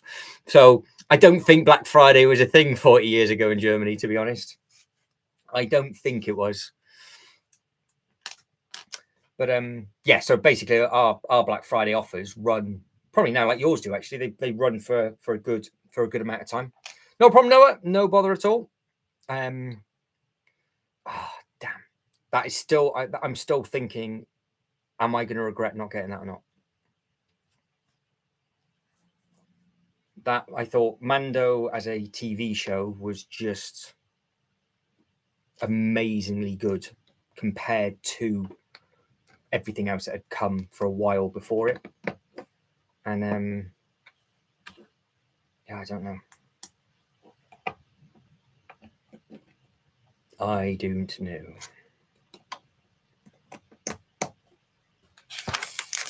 But the problem is there's always lots of nice sets. But I just don't know if it would work with what I'm trying to do. I don't know if I just have like a display of big ships rather than like... Well, like I said, I justify everything with regards to how I can make it work in... So what I am trying to do, I don't know. I'm going to self-promote quickly, if I can. Hang on. Because I'm probably end up cancelling my own live stream. So I'm actually going to go on YouTube now and hope that I can actually go on YouTube while being live streaming on YouTube and it doesn't crash. So what I'm going to do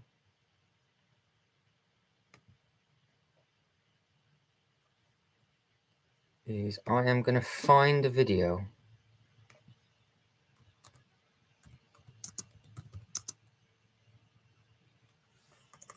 And I'll share it with you.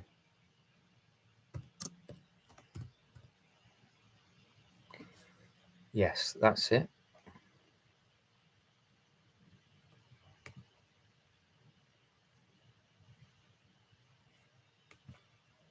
Can I do that?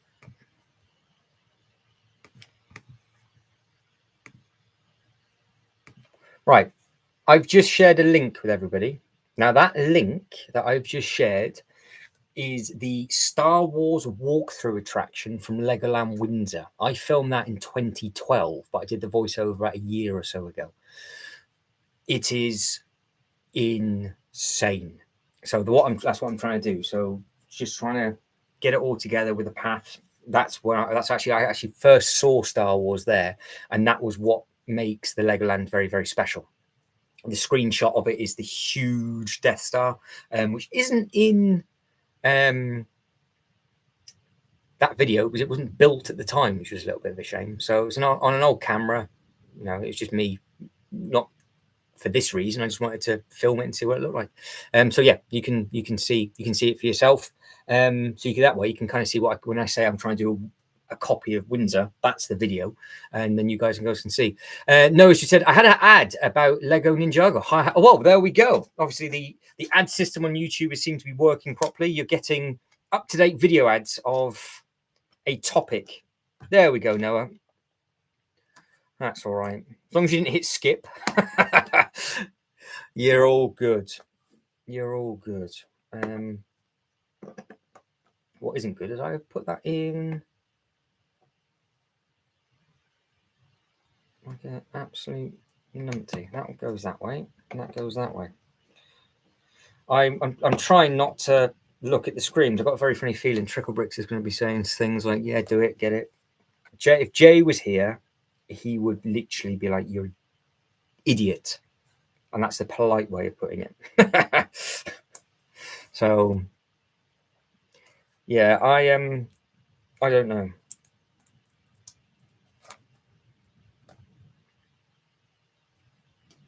I don't know.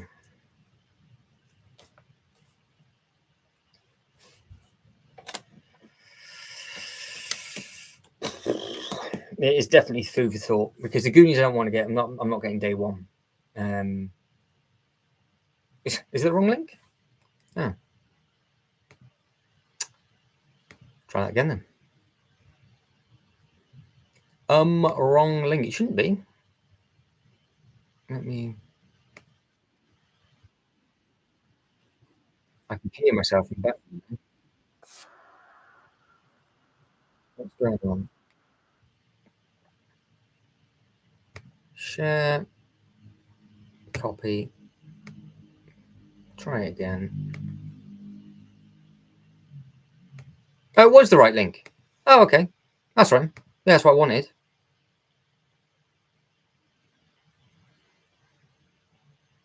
Not a problem, John. Thank you for jumping in. Appreciate that. Thank you very much indeed. Enjoy the rest of their stream, and hopefully you can obviously learn some little bits and pieces. So I will appreciate that. You take it easy. I'm only going to be on for a little bit longer now. I'm not going to be on for 2. I don't even know what time it is. What are we? It's 6:30, aren't we? Yeah. So I was probably going to be on another 15-20 minutes anyway. So thank you very much, John. I appreciate that. Oh, sorry. No, I asked where I could send you a pic. Sorry. Oh, right. You're saying wrong link. I sent the link for the Star Wars thing. Where? Oh, can I send you a picture and how? It'll be to the email address. So there's an email address linked to this YouTube channel. If you send the email over, I'll then be able to open it up because that's the only way that it can be done. Yeah, that's the only way. That's the only way it can be done because of how the technology works. It's in the. Very good point. Where is it? Let me find it for you. I want to give you the right email address, obviously.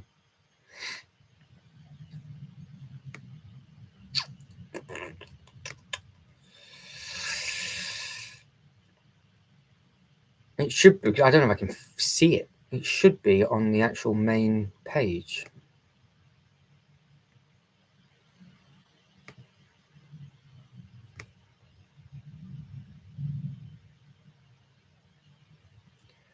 So if you go onto the main actual page, where you've got like the off by a stud across the top, and then you've got like the different tabs and things that you can click on, like the things that say for you, popular videos, and all that kind of nonsense. Where it says off by a stud with the subscriber count and the other bits and pieces, it'll say just by my name, hello and welcome. If you click where it says more, there's a big description. If you scroll down, it's then got full information of the amount of views, amount of videos, subscribers, which, and bearing in mind, I've never actually clicked on this before. This channel has had 3.1 million views. That's not too bad. But at the very, very top, there's more information where it says view YouTube address. You click on that and it will, you'll be away. So I think. And then it'll just let me know when you sent it, and then it'll ping. It should ping, which will be interesting. But yeah, this is now where a lot of the other streamers, I guess, are going to start to go live as well. So I don't think we've done too bad. I mean, I've built absolutely nothing. Don't get me wrong, I've done nothing at all. But I don't think we've done too badly with regards to all the chit chat about stuff. So yeah, I think we've covered some bits and pieces today, which is nice.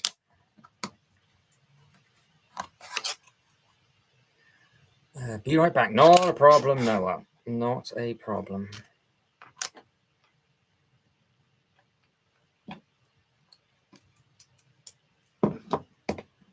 What we'll do, I'll finish this bag off. We'll take a look at Noah's picture, and then we'll probably call it a day, because it's now starting to get a bit on the fresh side.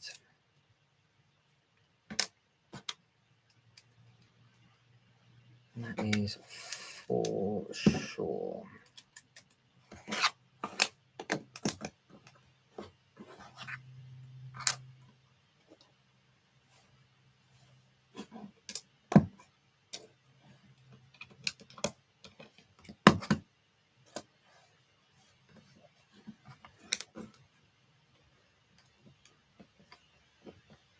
Oh, made a little lampshade. Can't seem to find my name, but off by a stud. You like if you should just if you subscribe to the channel, it should pop up. Hang on,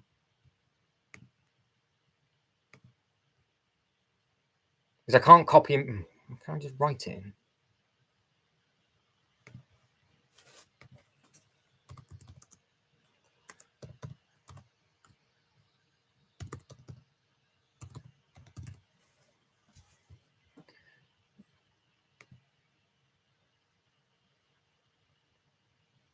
So it's the detached brick at gmail.com, because that's what the name of the old channel used to be. So detached brick at gmail.com. Yeah. The detached brick, all one word. What did I miss? Not too much. Not too much. I put a couple of pieces together. World record pace. I've done this. That's it. That's what we've done. Talking about some different bits and pieces. Talking about stuff in sales, actually, and the when the Black Friday stuff's going to start. And then basically thinking, am I going to very much regret not getting a set that retires this year that's been out for many, many years? I don't know. And I'm about to put on sticker 44. Sticker 44. I'm up to 9. I'm still at 9 likes. One more like, and we'll hit double digits. That'd be nice, wouldn't it?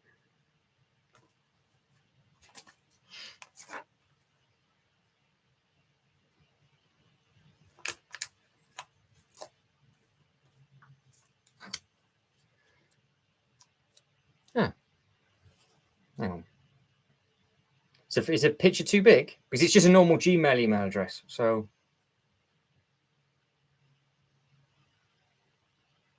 yeah, well, that's fair enough. That's fair enough. Yeah, well, to be fair, You're not going to get an offer on the Goonies, are you? On Black Friday. So I can't see the Goonies being on. I can't. I don't. Well, you might have an opportunity for double points because obviously the Death Star went on double points, didn't they? They always do that. They do a big UCS set when they give it the second the giveaway finishes. They go, oh, anybody that didn't get the giveaway, you can now get double points. You know, oh, great, thanks very much. So you could, but you want the giveaway. So if you're going to get the giveaway, you can't get it on double points. So there's problems, isn't there? No problem. Yeah, want the giveaway. Hey, well done, John.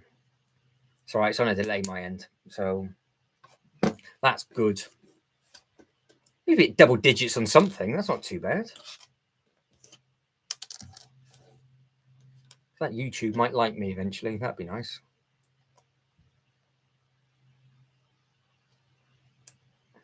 It's actually nice just to have a proper Lego conversation. And if you think, we're not even talking about the newer sets either. We're just talking about all sorts of stuff. We've got people from the UK, Australia, and America. So what time is it? Because we've changed our clocks, guys. So what time is it with you at the moment? So I'm trying. Because it'd be an hour later, an hour further on for you in the morning. So, yeah, because when you were on last, yeah, the clock obviously clocks hadn't changed when you were on last because they've just changed.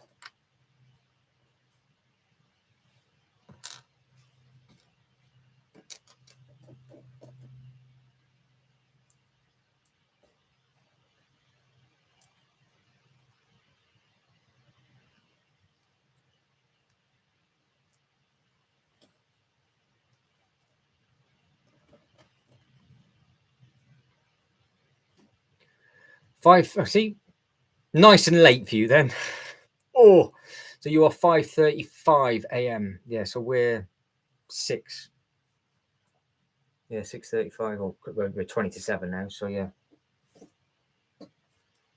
so our clocks have changed. It's all an hour different. Mondays my most busy, so I have to get up early and pack all the weekend. Well, it's good. It's good that you are that busy. Obviously, it's a worry when you're not. So it's a credit to you and your store. And if I do ever get myself over to there, I will try and put an order in and see if it arrives before I before I fly back.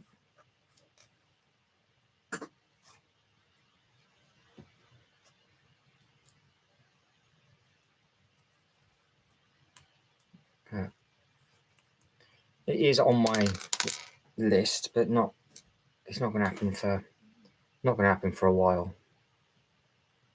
I don't actually know what the cost of the flights are, to be honest. I never looked.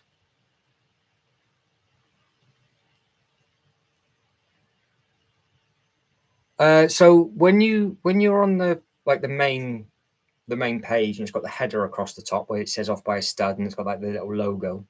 There's like a little description. It's got more. If you click on more, it'll drop down and it'll give you all the details about the channel, and the email address is just there.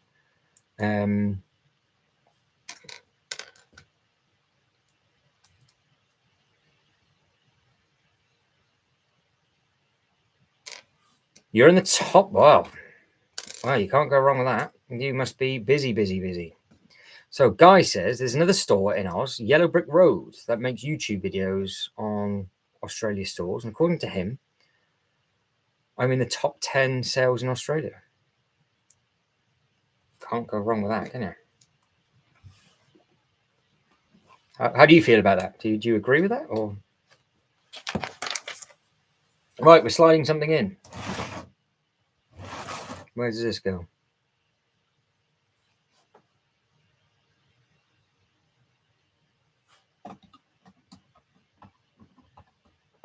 Yeah, so that built a thing. Oh, who was that? What was that?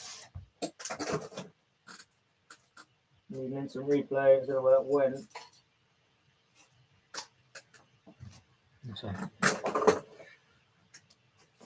What just got knocked? It's all there. Definitely just. You?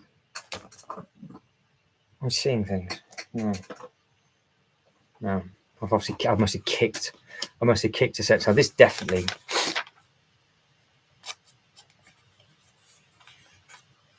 There we go. Get it in there. Write it in there. Write in the chat what your shop name is, because obviously people will see this on the replay. So do it. Because it'll pop up on this. People can see the chat. So it takes a while for it to be added, but the chat does come back after about 24 hours. So anybody that's about can actually see what is going on.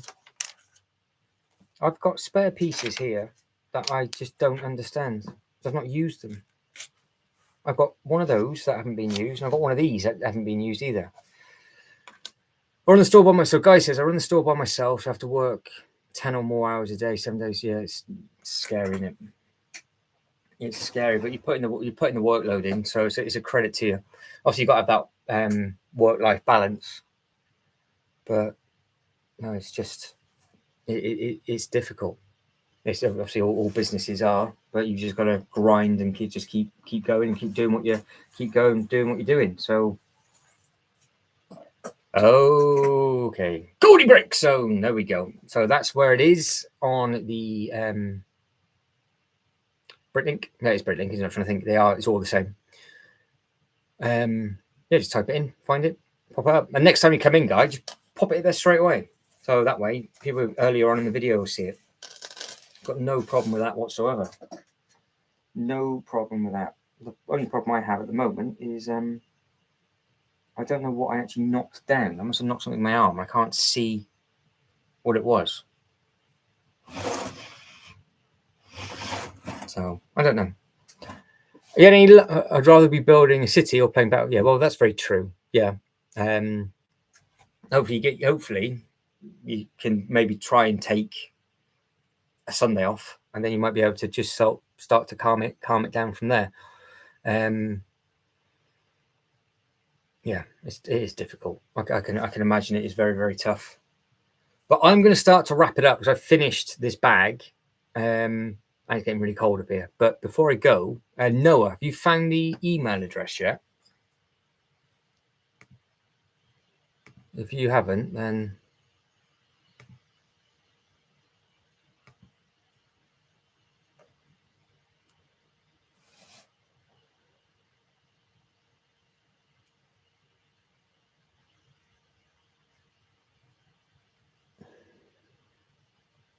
because it is.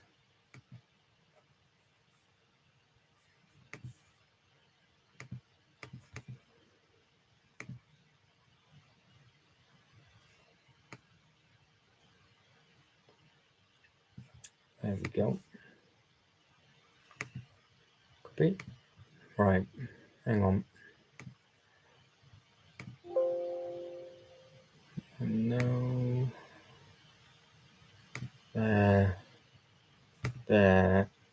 That.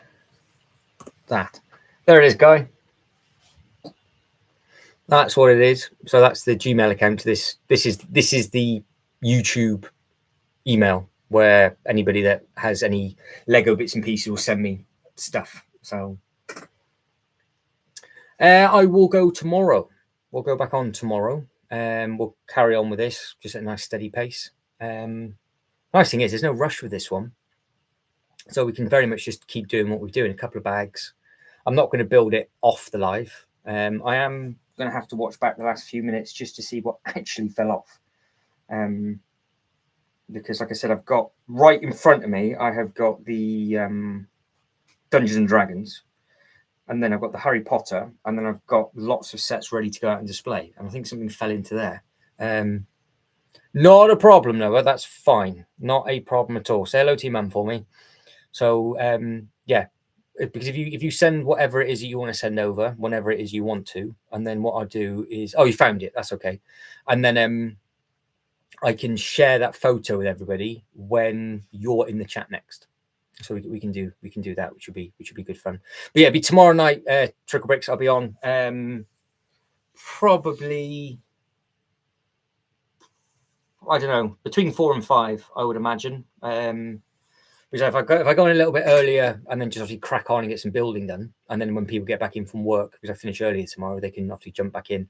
But maybe I either do 4 till 7 or 5 till 7. So I do 2 or 3 hours tomorrow. So yeah, we'll see. 8:47. I found it, by the way, 8:47. What your time's 8:47? Yeah, because we are 6:47 here. So you're 2 hours. 2 hours difference for us. Is there anything before I go of anybody that wants to see anything on the Lego? In fact, I'll check. Is there anything new before we wrap it up? Because the building's done. Let's have a quick look. Have they added anything new? I don't think they have.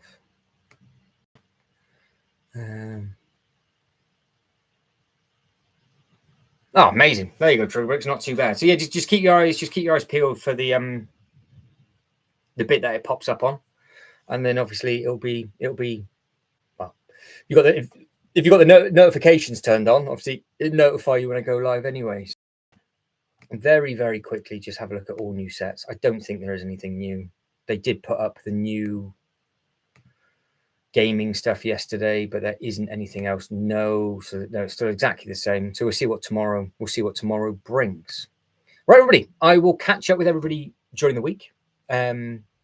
Enjoy the rest of your weekend, depending on what time zone you are in, because obviously we are all currently in different time zones. So good luck to the Australian side of things. Hopefully, Guy, you can get a lot of your orders out. Noah, you take care. I look forward to seeing those photos later. Trucker Bricks, I will catch up with you tomorrow. And yeah, we'll just plod on and see what we can do. All right, take care, everybody. Enjoy the rest of your weekend. Bye, bye, bye.